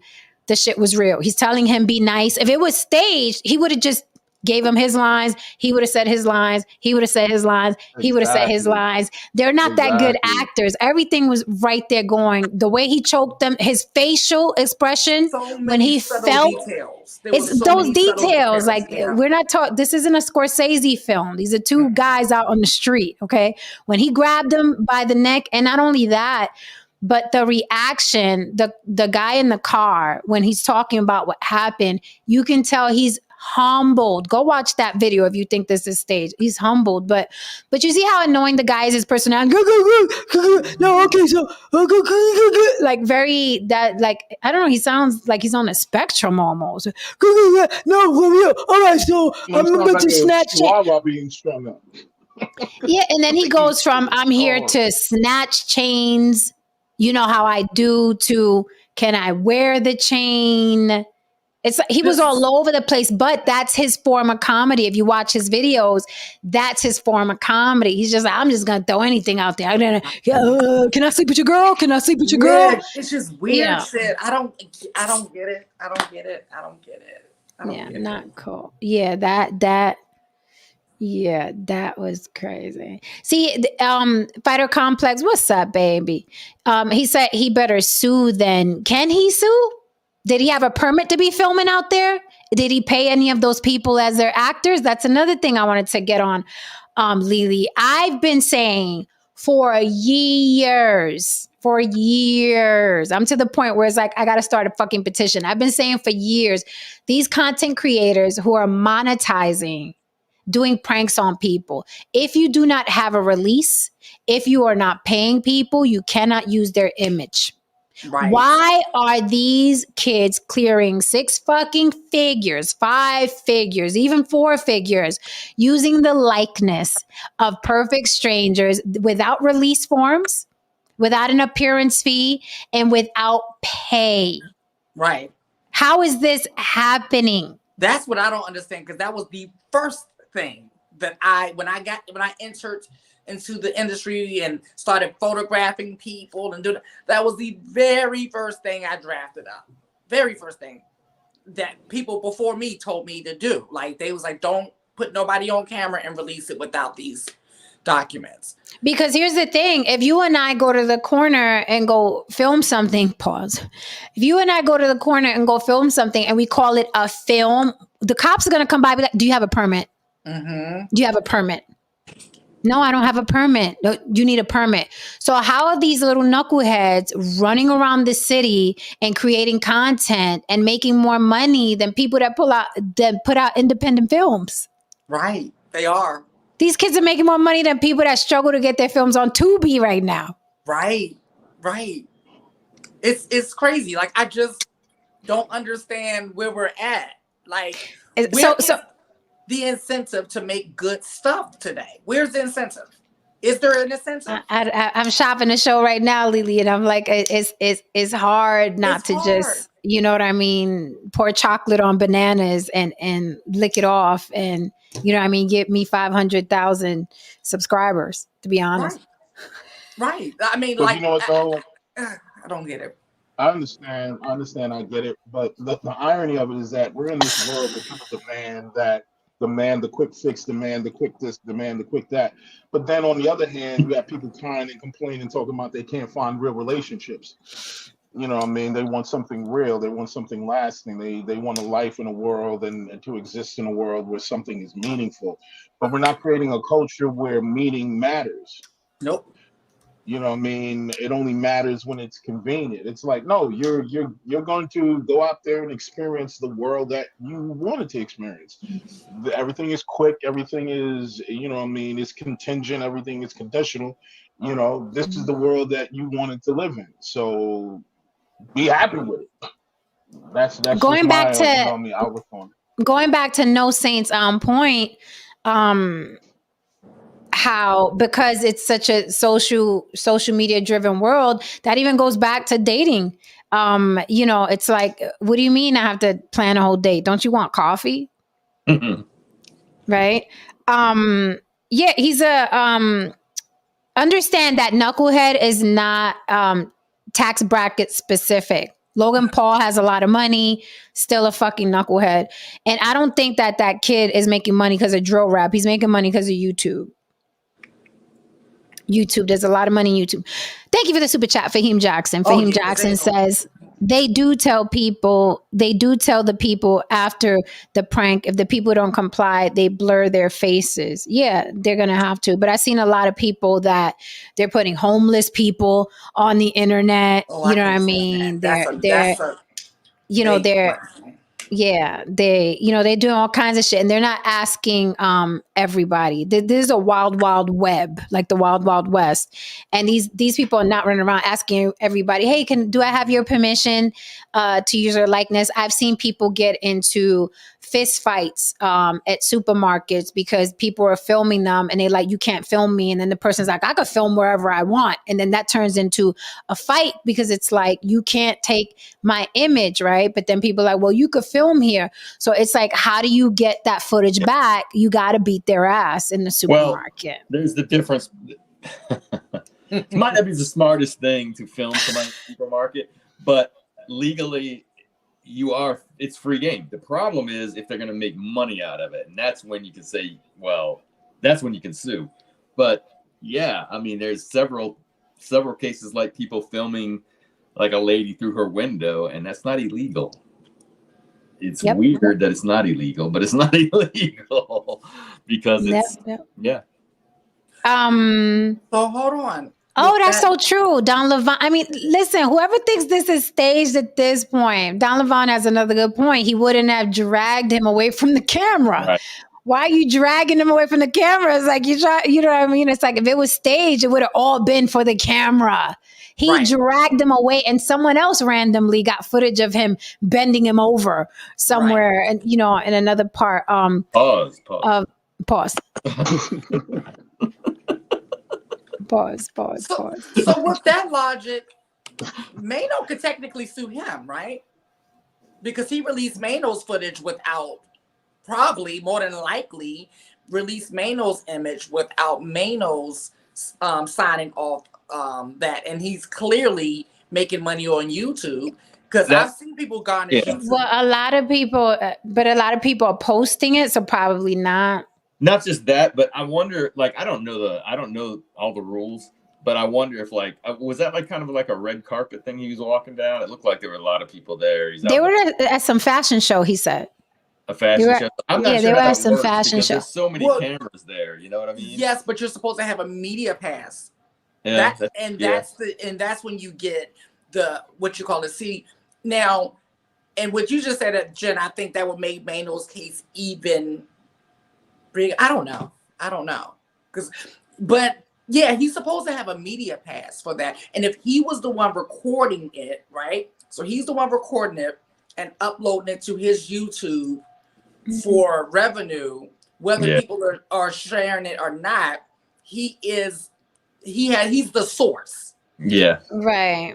The funny thing with the kid though was that people started posting it before he posted it. That's true, because I did notice that he said in the car, yeah, he was like, I'll play the whole video. I'm like, you might as well. Everybody else is playing the video. Right, because he said he was getting tagged all day and getting, And another thing, like when I'm sure you've seen, like, there's times where things are supposed to be like a prank or it's supposed to be like a reality video that's happened to get caught. And you'll sit there and you'll be watching it. And then all of a sudden it'll hit you like, wait up. Where are they getting this other camera angle from? That's when you know things are set up. When you got all these different angles and things switching. Very true. When it's just straight up one angle and the guy, this was obviously not set up. I think if Maino, there's so many other ways and so many other directions you could go when you're setting up a prank. I don't think that Maino, of all people, would have used a chain with his recently deceased mother. Recently. He was just posting about he lost his mom. I don't think that's what he's going to use for this little knucklehead. Right. For this kid. Like when you can do a prank about anything under the sun, like even if it was staged, you think Maino's going to be like, do this, right? I'm where my mom just died. Just tell me you want to like it doesn't. It's no. It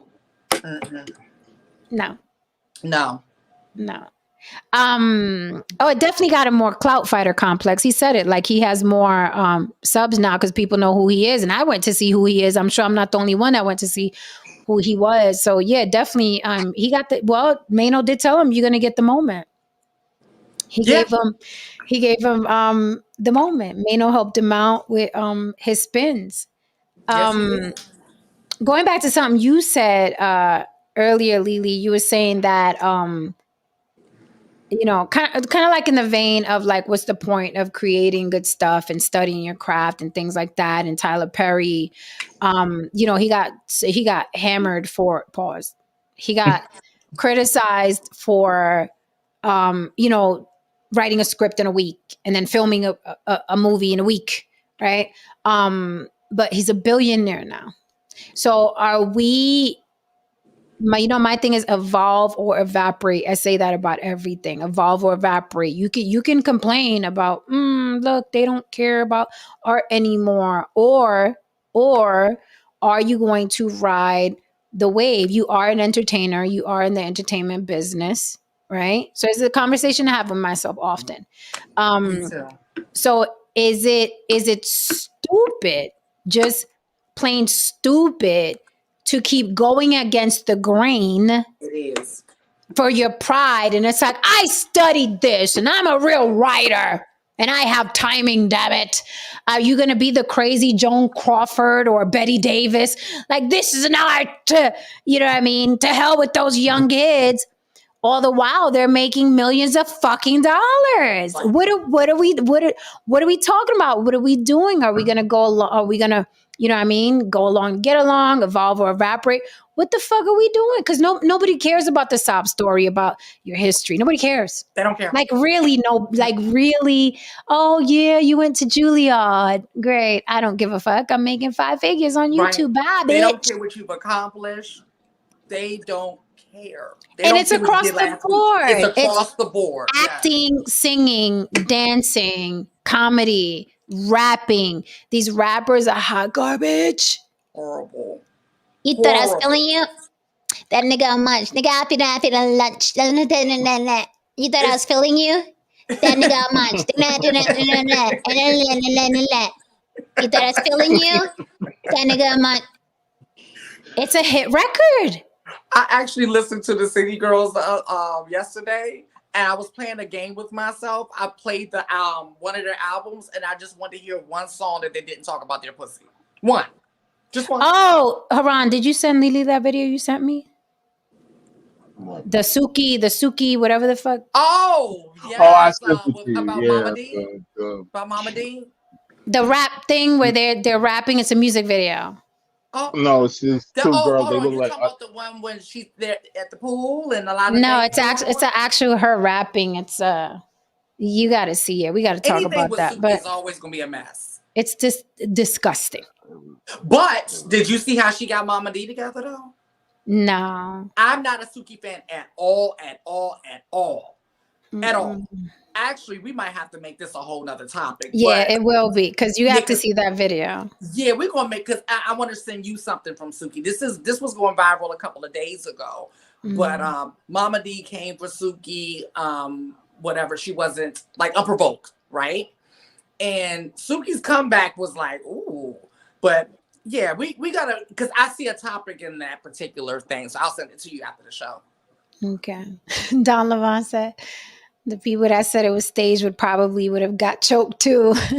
Learn to read the room. Oh. Hey, I felt it coming. I'm like, how do you not see the tension? Right. But back to what you were saying, evolve or evaporate.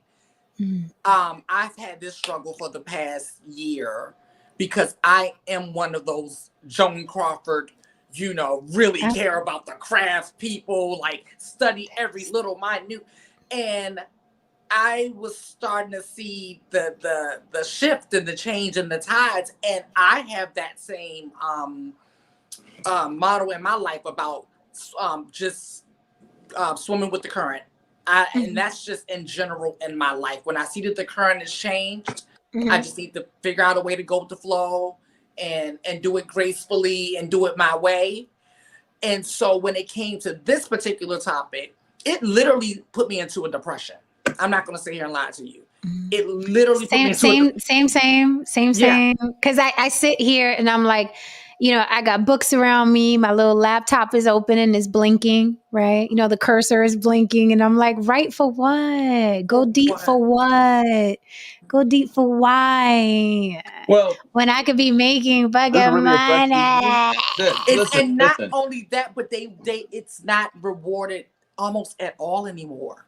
But that's the thing. So is it stupid to keep going against the fucking grid? Is it done? Is it done? It's like if you're a guy that wants to make a living off of making cars, right? That is your career. That's how you make a living.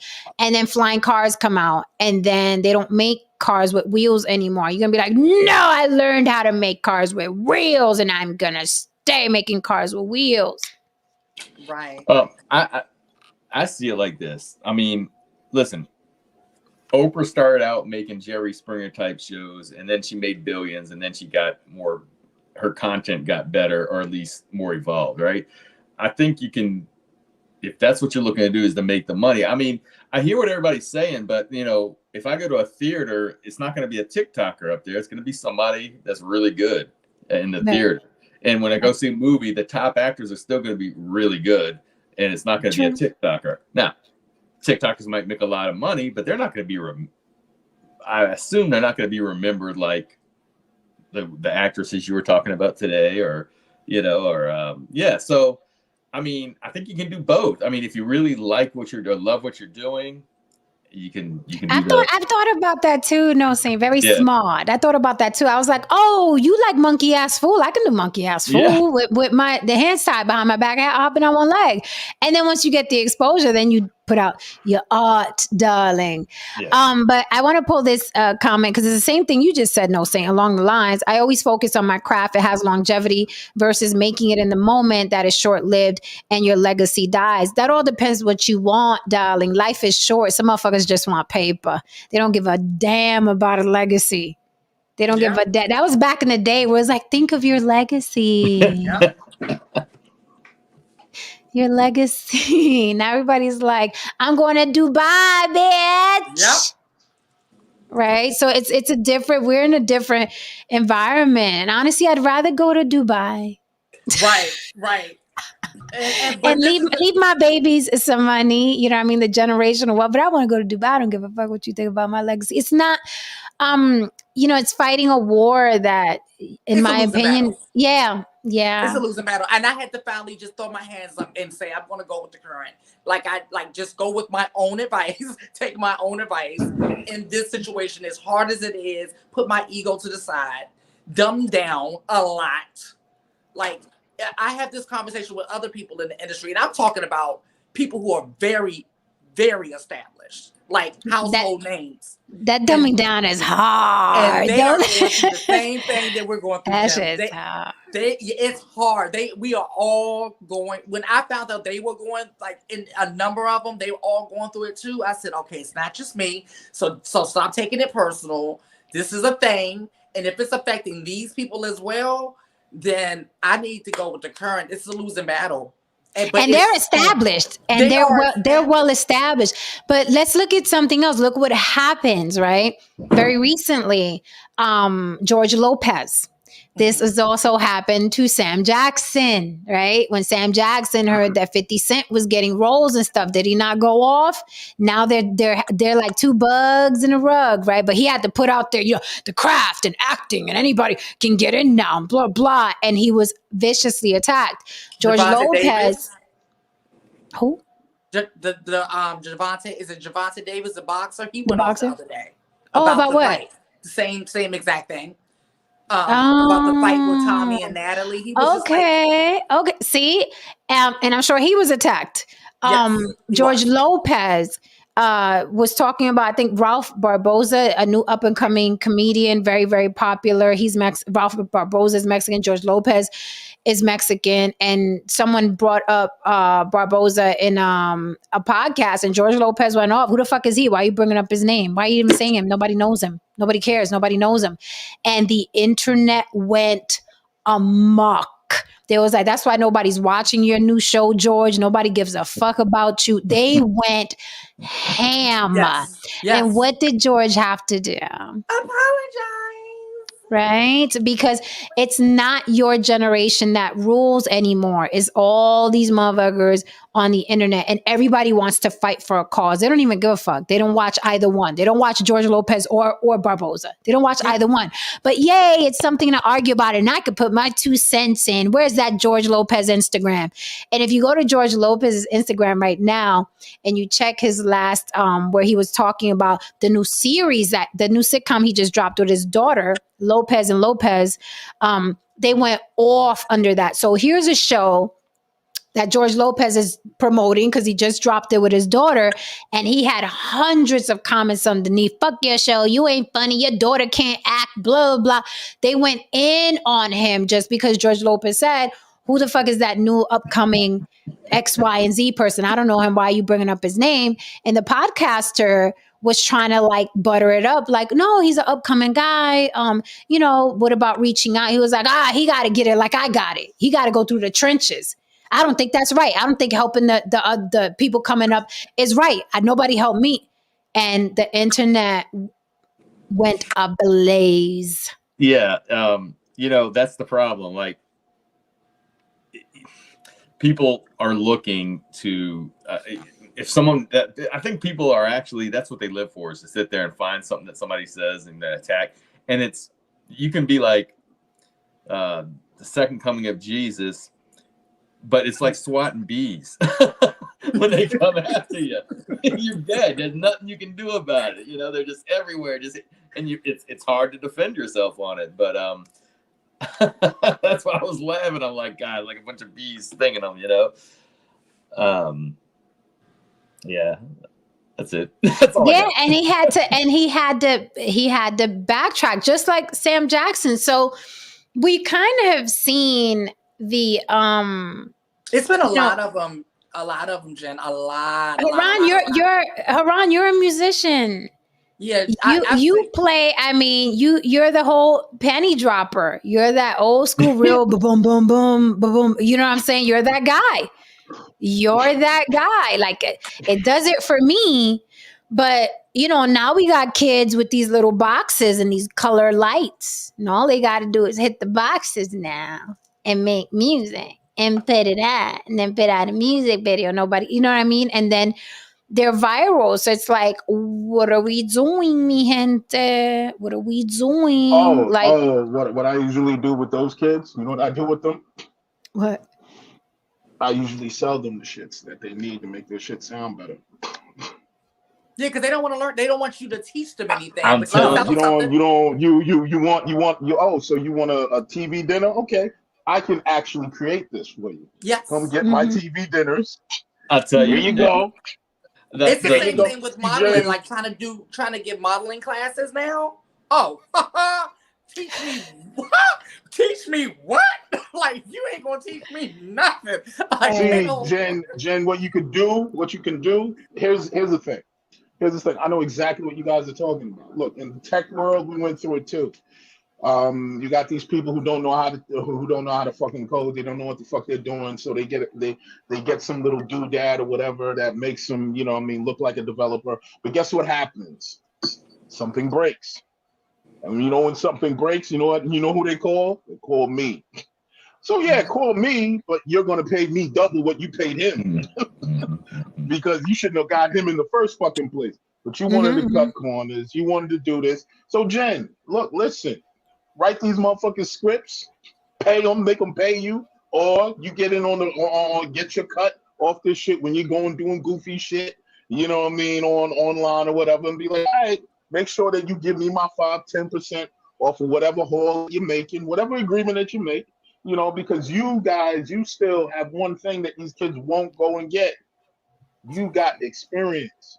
And you got the time that you put in, you got the dues that you paid and all that. So, okay, so none of y'all want to motherfucking actually put that time in.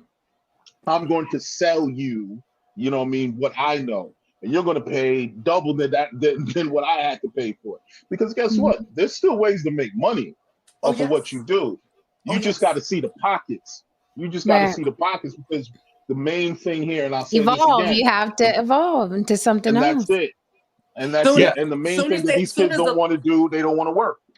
Soon as the lockdown came, because I was rolling, right? Booked and busy, right? The lockdown happened, boom, the industry shut down, right? I was like, oh.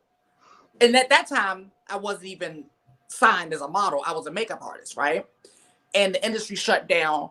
And I was like, okay, I have a captive audience because everyone's at home. And what did I do? I picked up my phone and was like, oh, y'all want to know how to do makeup? Okay, I'm doing virtual classes. And I was doing virtual classes like every day. Like, it was crazy. I was making like good ass money just I'm so mad I didn't jump on it. Man, so many people came out thriving out of that pandemic. I was so mad I didn't jump on this YouTube shit then. I'm telling you, Jen, I made more money during the pandemic, like those 2 years, than I have in my life. I would have been at 100K already if I would have took advantage of that pandemic shit. I was just floating. I was like, look at Swizz, we're all gonna die. Timberland. We're all gonna Swizz die. and Timberland. You know what I mean? They that verse is garbage. That verse I hate verses. And they wrote it. You know what I mean? Up to the point they could sell it. They cashed out and they got the fuck out of it. So hey, man, sometimes it's timing. Sometimes you got to just know what you can Look do. at D Nice. D Nice is like one of the biggest DJs in the world right now because of the club And quarantine. talented though. Oh no, he's And amazing. talented though. He's amazing. He's amazing. When I'm watching him and he shouts me out, I'm like, oh. and like I see ageless. Jen, I'll be like, and ageless. He looks great. Like no, he does. He looks so young. Yeah. I'm so happy for him. I'm happy for everybody who and unproblematic. Who came, yeah, right. And he's so sweet. When I met him, I was like, Dwayne Rose, this story, this just quick sidebar. This is funny. He divorced his wife right after she gave him a kidney. I wonder if he broke her off with some paper. We don't know that timeline, and we don't know why they got divorced. But I will say this. If you're going to give someone a kidney, you better be good and damn well positive that you're going to give them that kidney and you're not going to give a fuck what they do after, because that's a pretty permanent decision. You're getting sliced open, your kidney's going into them. So if you're doing it contingent upon you're going to be married to me forever, like, don't do it. Don't pull your kidney out and give it to nobody if that's the reason why you're doing it. Right? Selena Gomez. Yeah, a friend. Took her friend's kidney and was like, please, bitch. Yeah. And we don't know what happened. We don't know the person who gave the kidney was, was an asshole. Right, because I'm about to say, let me tell you something about me. Let me tell you something about your friend. Mm-hmm. You could have gave me a kidney, and I'm gonna tell you about. I think this is probably one of my biggest pet peeves in life, that I will never speak to someone again. If you ever do something for me and tell me and remind me when you get mad at me that you did it for me, I will act like you never fucking existed in life. So that person could have done something like that. Like, she probably could have not. We're speculating. This is all speculation. Yeah, let's just speculate. Yeah, we're just speculating. But she could have said something like, when people don't get their way, then that's when they want to bring up what they did for you. Wrong move, bitch. I don't give a fuck if you gave me a kidney, a heart, and a spleen. Bitch, I don't know you. And let's just say, and I'll say this too, if you're gonna give someone a kidney, Selena Gomez is the most followed woman on the fucking internet. I mean, that's not a bad gig. Like, I just gave Selena Gomez my kidney, and we don't know what conversation was had or overheard, or we don't know why Selena Gomez was like, bitch. we just don't know. We just don't know. He scrap was crazy. He said, divorce me after I gave you a kidney. I would have asked for that motherfucker back. That's how y'all love. Y'all can't love like that. Let me get that kidney back. Give me my shit back. You get social media is the new crack game. Absolutely. Abso-fucking-lutely, social media is the new crack game. These kids are making way more money than that. This water's good.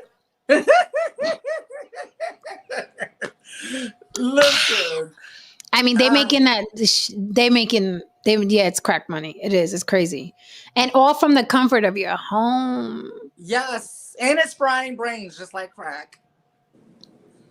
Don Levon says, Lee, I wish you can teach these ghetto women how to enter a room, how not to do the slut walk, table etiquette, and business dinner etiquette, all races of women. Make it a YouTube series. Actually, I was going to have an etiquette coach up here, Don Levon. Yeah. Yes. Yeah, but we got this. She was calling in from freaking Africa, and then our times got mixed up. But there's another one who hit me up who wants to do it. So we'll have an etiquette coach pull up and talk to the ladies, treat me how to be a fucking lady. Because they may come in hands one of these. No, let me tell you something. I am stellar at code switching, honey. Yeah. Oh, yeah. You got to know how to code switch. I am stellar. I'd be at the business dinner with no saying. Oh, and there was another point that you were making too. I hope they're saving their money, because the thing is, this type of money, easy come, easy go, right? This is very fleeting, and that's why it's starting to come out with stuff that we already knew. But it's this, what I'm about to say is going to a whole nother level. These Instagram models aren't making what they were making at one point, because the algorithms have changed. These brands are not, I'm telling you from firsthand, these brands aren't giving out the money that they were giving out. during the pandemic when they were getting this extra PPP money and stuff like that. Money has slowed up for these. It's also saturated now. It's and that's the It's point that I made. saturated That's now. the point. This is supply. It's economics. It's economics 101. Everybody's The supply doing is it's too huge much. now, man. You know what I'm Everybody saying? got a BBL. Everybody's using the same filter, so all the women look the same. I got to read the caption to find out which bitch this is. Yep.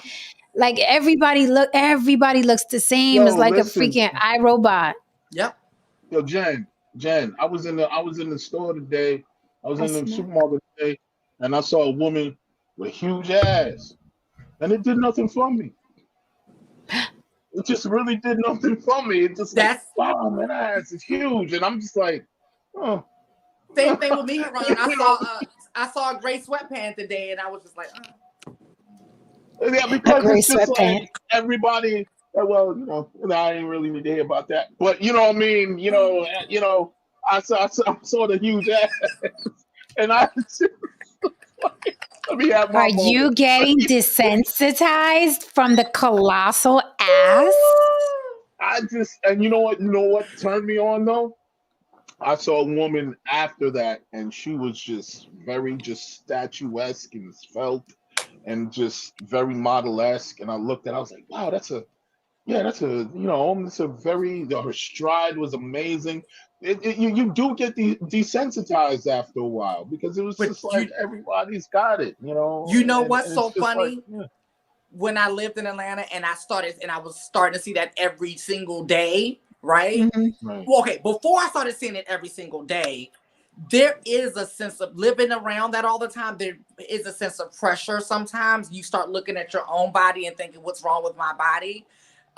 Or maybe I should get something done. I remember telling Ed Jr. at the time, I was like, I was like, I think I want to buy an ass. And he was like, absolutely not, right? And he was like, because I don't want you to be 16, your ass is 20, right? And so, which was hilarious. But the thing is, I'm glad that it was kind of a fleeting thought, because then I thought about it. I started seeing it all the time. And I was like, hold on, everyone's starting to look the same. And now I'm glad I didn't make that decision, because now I stand out. And for me, my worst fear is to blend in with society. Like, I do not want to blend in with these fools ever. Right. Yeah, it's kind of gross. Like even if you thought about it, because we all think about anything that's around us all the time. Doesn't mean anything. It's just we see it a lot. I was like, I wonder what I would look like if blah blah. I wonder what that would feel like, or I wonder what that's like. We do that, and then we move on, and then we move on. Because I'm like, I'm not laying on a table and get stuffed like a fucking Build-A-Bear. I'm not fucking doing it. Right, and then I'm so skinny. I'm gonna look like one of those girls because I'm so stuff skinny. Me. No, I'm not gonna. No, you're gonna poke holes in me. Fucking Build-A-Bear come out like. The two of you, I will say this, man, and I'm not saying this because I'm on a panel with you. The two of you do have an it factor. You can't buy that. You can't just throw that on YouTube and shit like that. Like, most of these motherfuckers ain't got an it factor. They're just doing dumb shit. Let's just call it what it is. You know what I mean? They're not engaging. You can't take that and put that on prime time. You can't take that and that's why we don't have. That's why we don't have 5,000 people watching us, Haran, because we actually have talent. Right. Yeah, and talent is not valued today, but it's okay. We're gonna start acting the plum ass fool, Lily, up here. We're gonna start acting the plum ass fool. Listen, just don't be mad when they see us up and you're like, what the hell did that? But listen, we trying to get these numbers up, okay? Then we go back to but absolutely. Don Levon, cat. Where's my cat? Stop the cat. He said, I'll be glad when natural ass come back in style. That's on y'all. Y'all are in the mentions and follows and likes. That's on y'all. Okay? I ain't in the mentions. You in the damn follows. You sent me a fucking... mentions, though. This man Haran did send me or did I send it to you? No, you sent her to me first. And then I reminded you of her yesterday. Some fucking she's a behemoth. She has tits that hit her fucking kneecaps and fucking Haran thinks it's cute. Them things are thangin'. I'm like, no. Yeah, them things be it's thangin', fucking baby. it's gross. You know how some things listen, you know how this is how I related to, like, you know how some things look good, but then when they're too big, it's like that when it changes the dimensions and like appeal of it. Have you ever seen like the giant, and they taste different too? You ever seen those giant lobster tails and people like, oh yeah, they taste different, and it's something about a lobster tail that it's like you're supposed to eat it in small portions to like really appreciate it. When they bring out that behemoth thing, it's like you think you want it, but on your shoulder. That shit you put on your it's shoulder. too big. It's too big, and that's how I feel about this lady's titties. It's just too much, and you know for a fact, and y'all gonna get mad. Y'all could get mad. You know for a fact when that lady lays down, one of them tits is over there on the bed and the other one is over there. You'd have to get down off the bed and walk around to hit the nipple. Okay? To go lick the nipple, you got to get off the bed, be like, hold on, I'll be right over. And go over there and then come back over there. Because when that lady lays down, them tits is laying down too. So it's her in the middle, her tits are right here. Hi. Right. Oh, well, I mean, you can just put both nipples on your shoulder while you're just digging her out. You just throw one over there and just throw one right there. This is why. You know what I'm saying? Jen, I'm this is why. Improvise, man. Jen, I'm with you. I was thinking about something earlier, and I was like, yeah, sometimes when something's too big, it's just like not all the time, not like, it's a novelty, a treat, a delicacy. That's why remember when we was talking about it's bigger, better. It's like even a penis is like when it's huge, it's like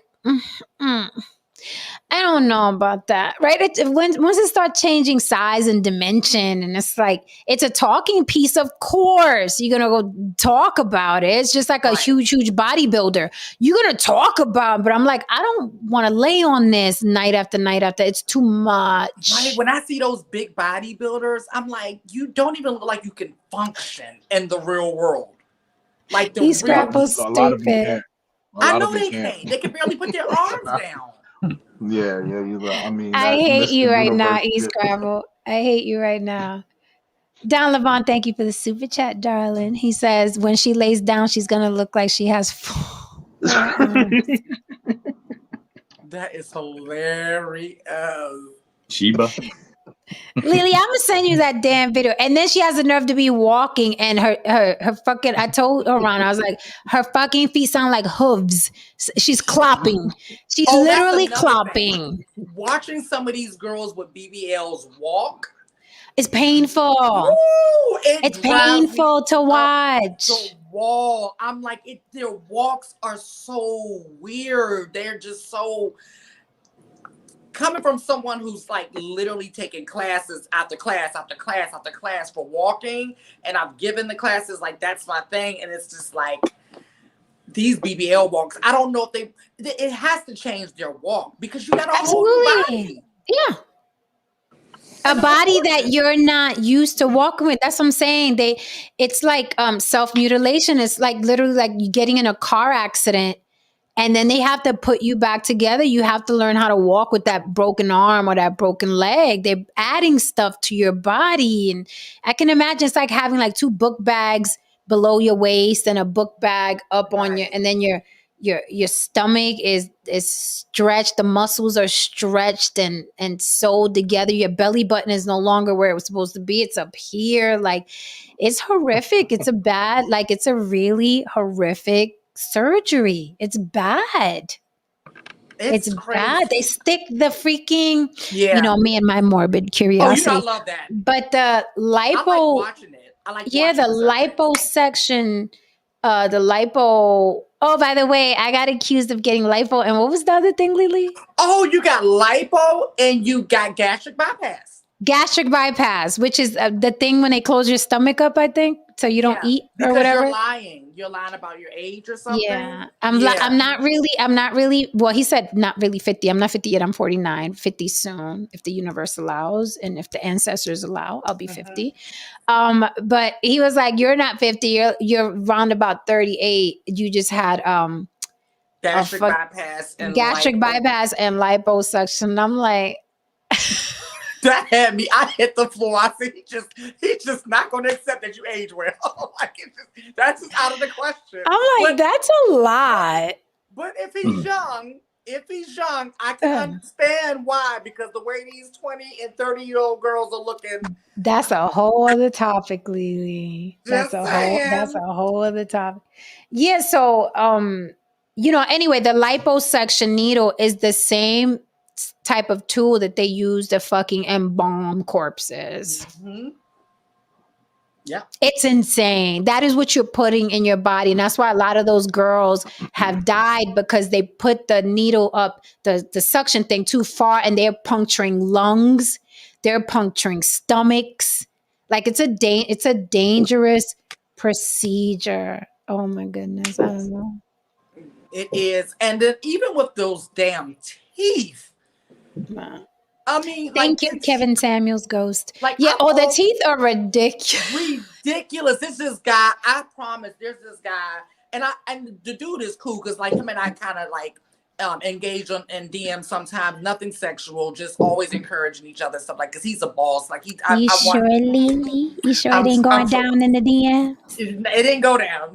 Okay. No, it didn't go down.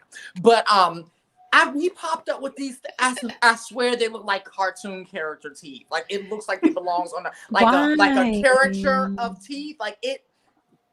I don't want to show him on there. I'll show you all later. But why are they doing that? They're huge, and they shaved. And I remember his teeth before. He shaved down perfectly good teeth to put on these large, super extra white.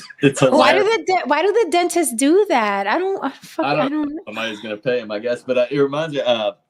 There's that movie Rat Race. I think it came out in 2000, and John Cleese was in it, and he had these fake, like when he would laugh, just solid white teeth. Yes. It made it so funny. I know exactly, but I've seen people like what you're talking about, where they. That's another thing you see in Atlanta everywhere. Everybody has these fake teeth and fillers, and I'm like, you're 25. Why do you have fillers in your face? Why are you getting Botox?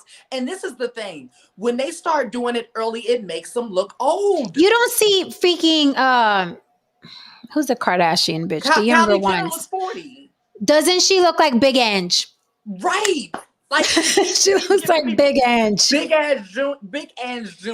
is what she's giving. And this girl is what, 26, 25, 26. She looks every bit of 40, like between 40, 45. Tribe Judah, that is true. He says, scared money don't make no money. You want to blow up, go to war with the top YouTubers, act like a fool on other platforms. That is true. Scared money don't make no money, but I'm not scared. Right? I just have a low tolerance for monkeying around. Maybe that's what we do need to do, Jim. We need to go onto these platforms and just act a monkey fool. Someone earlier said go on Fresh and Fit and don't get kicked off. I haven't watched Fresh and Fit. I only watch like the little clips that go viral. But he acts like Andrew Tate, if I'm not mistaken. I could be wrong, but the little clips I've seen of the Indian looking guy, he has like that, that like, yeah, I'm that guy. He has that type of thing. Right. Okay, so I'm right then. Yeah, I'm not scared. I'm just like, I like what I do here. I like what we bring. I like what we share. Even if we don't have 1,000 people in the room, people are getting something from this. You guys show up, you hold us down. And it'll be this way, nice and calm until it's not. I have plans. Until it's not. I got plans. You think I'm just this is all I got planned? I got plans. Yeah. Hold your little horses. Hold your little horse. Hi, Israel. You're drunk? Well, congratulations. I hope you're enjoying it. Oh, he's black. He's African. Oh, wow. I didn't know that. He looked Indian. He's African. Indian. Yeah. Okay. That's interesting. Well, maybe he's from the part of Africa where they're not as dog. Yeah. He's African. He's African. Okay, well, fine. All right, guys. I guess we're gonna close out tomorrow. The show is gonna be on and popping. We're gonna do that Deion Sanders shit.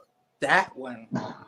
That's a lot of layers. That's a lot of layers. A lot of layers, man. That's a big old onion. It's a big dirty old onion. He really said that shit too, man. Yeah, that was horrific. That was terrible. But we gonna talk about it. We gonna talk about it. No, Saint, you got to come back because we need a colonizer on the panel. All right. Yes, for this one, we definitely need a colonizer on the panel. We need to know what the whites are thinking about this. Martel said, "What's tomorrow's show? You guys care to fill him in? You want to fill him in? Yeah, sure. Deion Sanders basically said something in regards to what he's looking for when he's judging talent, when he's judging a quarterback, or when he's judging a particular position on the field. And in not so many words, he basically said he was looking for a house nigga and a field nigga. So we're going to go into it tomorrow. The position was. But based on what the position was. And we're going to go into it tomorrow. Yeah. And it was pretty bad. He basically, he elaborated. He was basically like, he's looking for the defense line. He's looking for like single parent, like men who are raised by their mother because they have they have a different attitude than the guys. And then the guys that are raised by 2-parent homes, or what position he said. It was crazy. The quarterbacks. The quarterbacks, he prefers them. Yeah, he prefers them to have 2 parents, but if it's the defense, then he needs someone who's, getting it out the mud and had a single mother raising him. It's fucked up. Mm-hmm. Like me, I don't give a fuck about a fuck. I don't care about nothing. But that really that shit touched me a little bit because I'm thinking about, the single mothers that raise these boys, you know what I mean? And it's not easy to do. And, the way he made it sound, just like they were meat. Like, who qualifies? Right. You come from a dysfunctional home. Let's get you on here. What about you? Like, it's just really bad. Not nice. So we're gonna get into that tomorrow. And I'll throw this out there. We keep saying, in a position of power, would you also act like the quote unquote colonizer? Is it a power thing and not a race thing? Right? Because had a white man said what Deion Sanders said on that video, they'd be marching to Selma right now. Well, that's what we're going to wait till tomorrow to say that. Yeah, we're going to get into that tomorrow. We'll get into it because people that are not watching right now, they'll be watching tomorrow. No, I got you. Yeah. Yeah, he uses his black privilege on that. Yeah. So we're gonna get into that. And also I don't know if we could blend it with this, but like minstrel shows coming back led and produced by Black people. Yes. That's what social media is turning into. Sizzle. Tomorrow's gonna be good. We're gonna have fireworks tomorrow. People gonna be like, the Latina talking about us again. She talking about us again. I might do some studying tonight. Yeah, I'm gonna send it to you.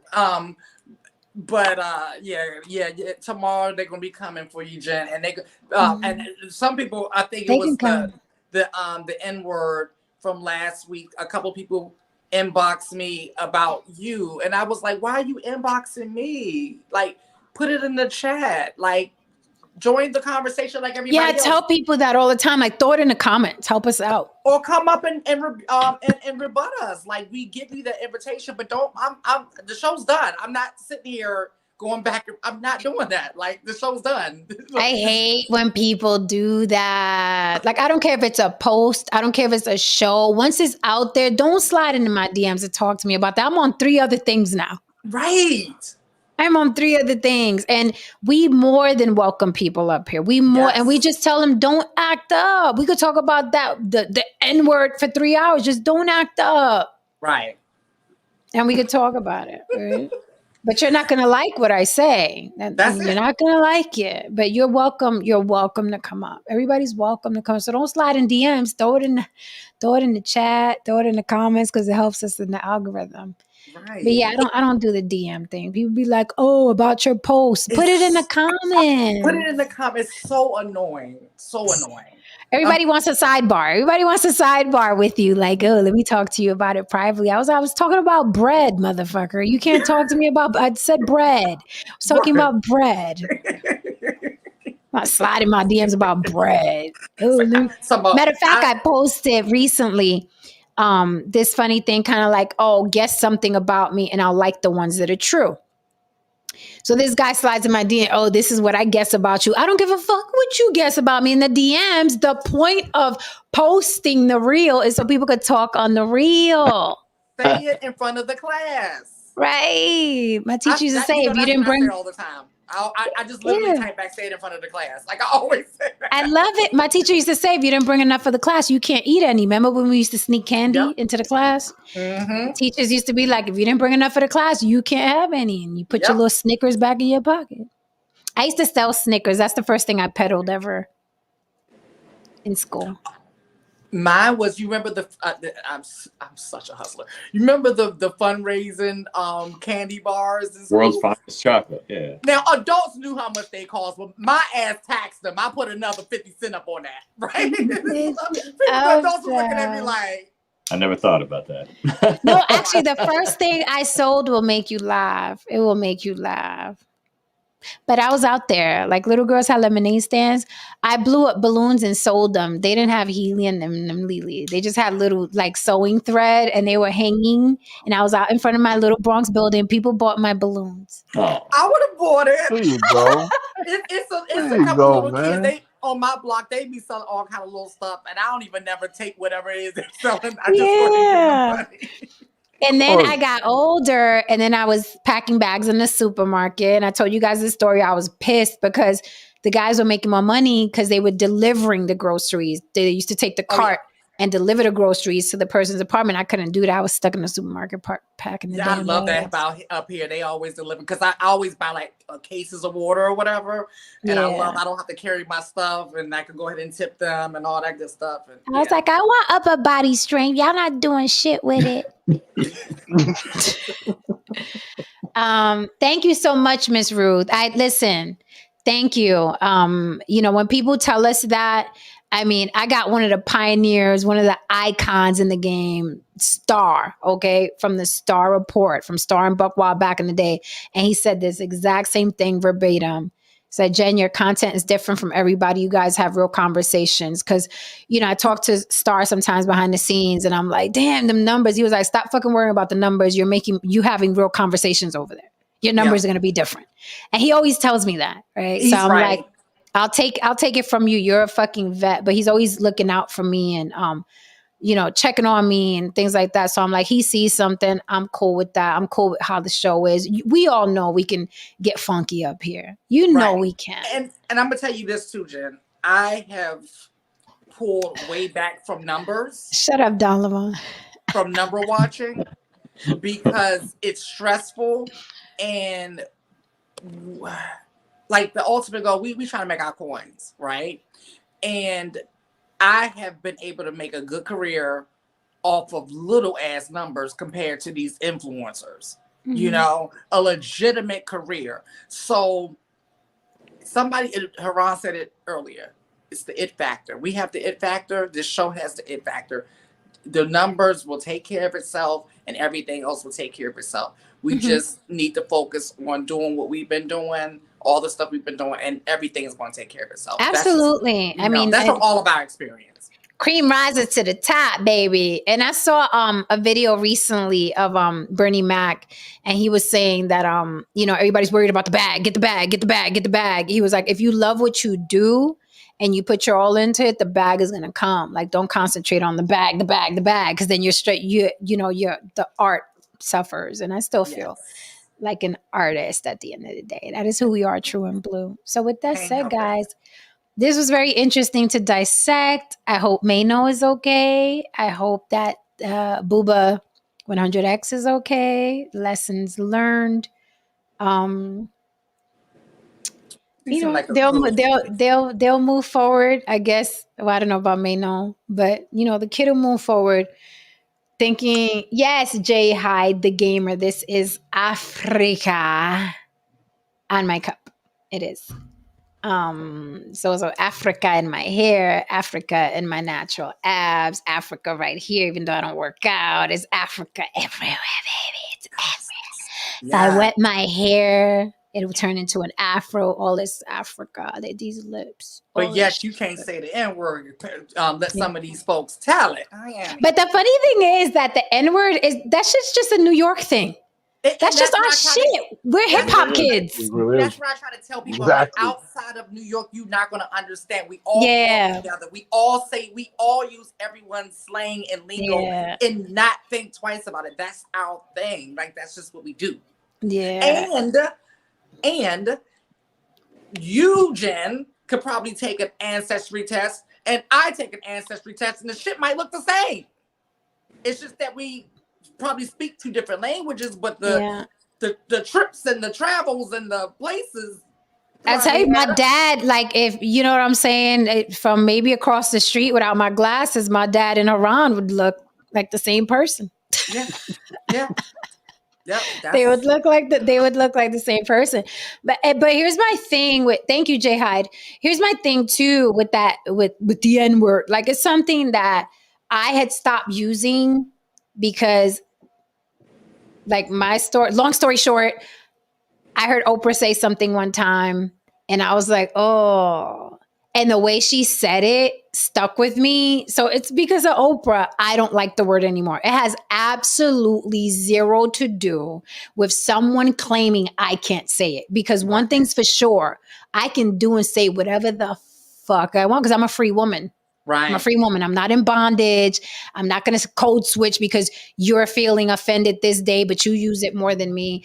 It was fucking Oprah Winfrey. It was Oprah Winfrey. One time she was talking about that word. Because remember, Jay-Z was like, oh, the more you use it, we took control of it. The more you use it, the more charge, you take out of it. Because, I'm like, no, Oprah said that she couldn't use a word that was the last word that people heard when they were being murdered and sexually assaulted and kidnapped and mutilated and abused. And that shit just stuck with me. And I'm like, oh, I don't want to use the word. And then I'm a stickler for don't call me bitch. Don't, even as a term of endearment, just don't. Right. I have a name. I love my name. And I think we get used to that coming from where we come from. But I'm like, you don't see any other ethnicity or race doing that shit. How is it that we take the most derogatory terms and turn them into terms of endearment? Hey, bitch, I see you, bad bitch. No.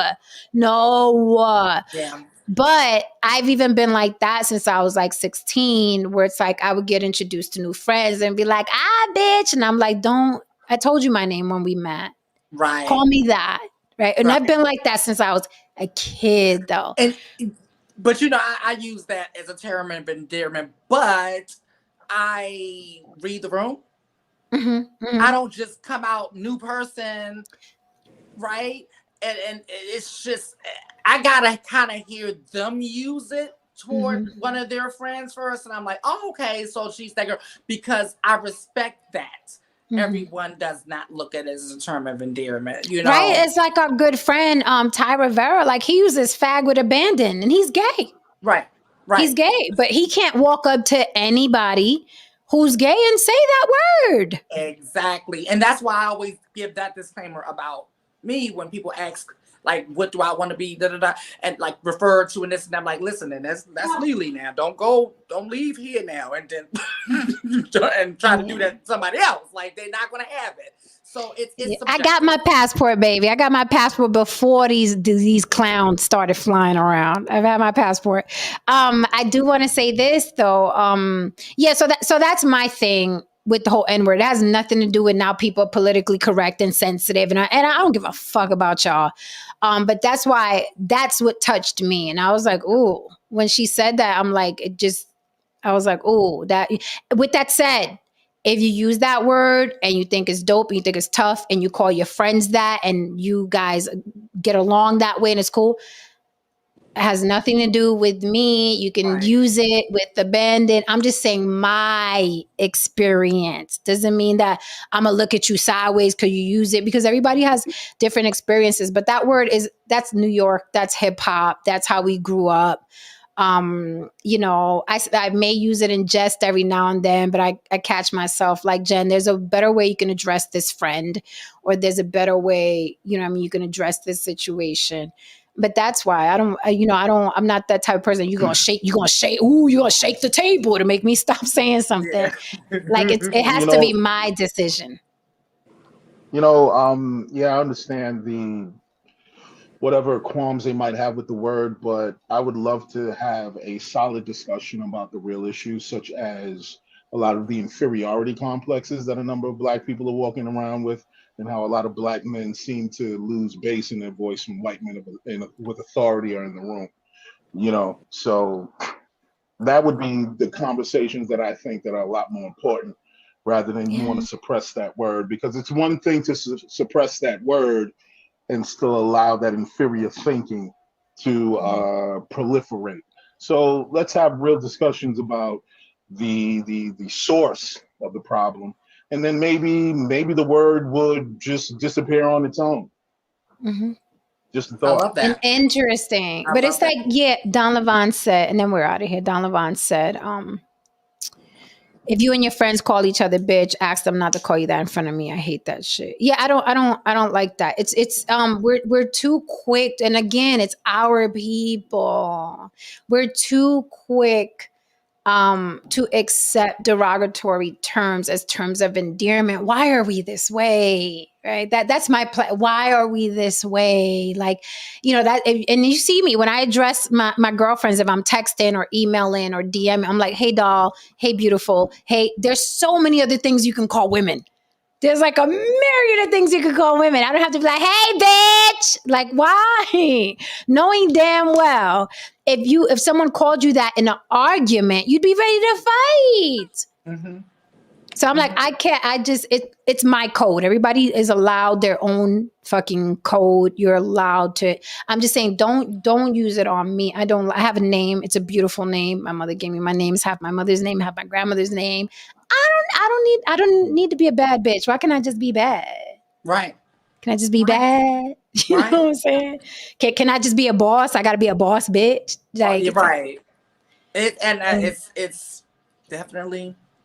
Yeah, it's like, yeah. And I think women, we rebel and then we overcompensate because we're in a man's world, right? Mm-hmm. So it's like, yeah, I'm a bitch, but I get my way. No, I'm going to get my way because I'm Jen.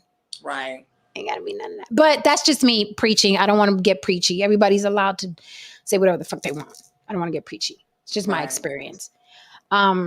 All right, guys. So we out of here. Any last thoughts on Maino? Should I play the video again? Just kidding. I don't know. It's just something about the video that just. I won't. Any last thoughts? I'm good. That shit is like ASMR for me. I'm gonna watch it before bed. I'm just gonna watch it a couple times. And you know we gotta send it to No Saying. Oh no, he's saying it already. I gotta send something else. Yeah. Let's just say it's tomorrow's March. Last day of Black History Month is today. So what we got about, depending on where you live, in the 4 hours here. Oh, that's so sweet. No saying. Ah, pues mira. Ay, Blanquito. Ay, bendita Blanquita. You know we got to do that, Lily. That's another episode. We're all four of us here, and whoever else wants to do it, we can get these ancestry DNA tests just for shits and giggles, because I heard they're not like 100%. Yeah. But it would still be fun to. I think it'd be fun. It'll still be fun. So let's get these little ancestry DNA tests and see. Let's just see how black. I don't know if I want to do that. I don't know if I want to do that. No, you got to find out you're European.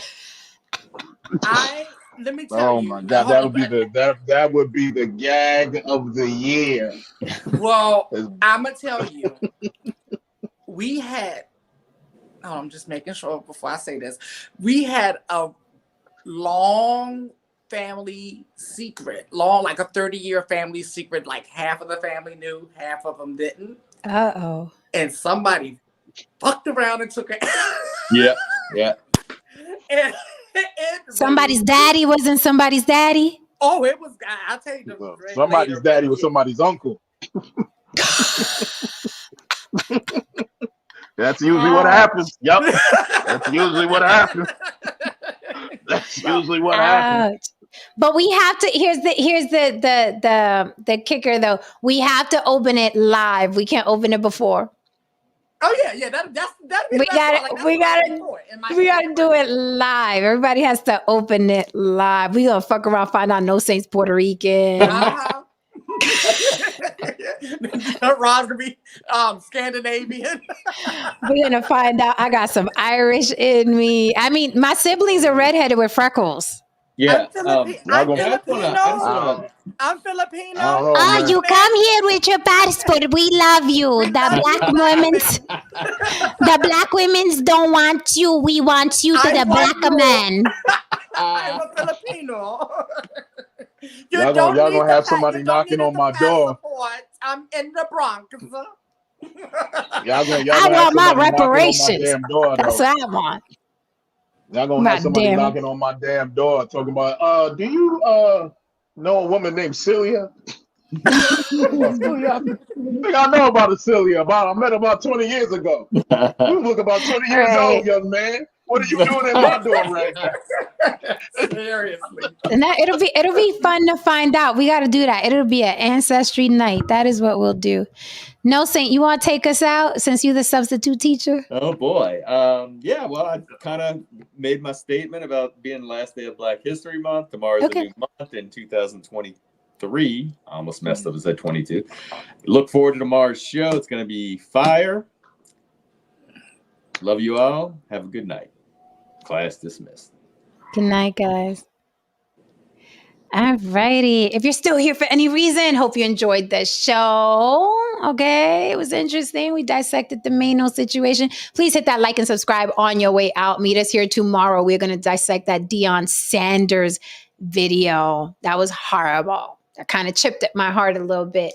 And I'll explain tomorrow. Don't forget, you guys can always cam up with me and us in the panel, long as you show your face. Thank you so much for holding me down in the chat. Thank you so much for the super chats. If you're catching a replay, hit my Cash App to support the show On the Block with Jen. Also catch me On the Block with Jen on all social media platforms, including Gmail, if you want to contact us about anything. All right. Thank you so much, guys. Good night and see you mañana. I got to get this dinner going. It's only 6:41 over here. Y'all come back now, you hear?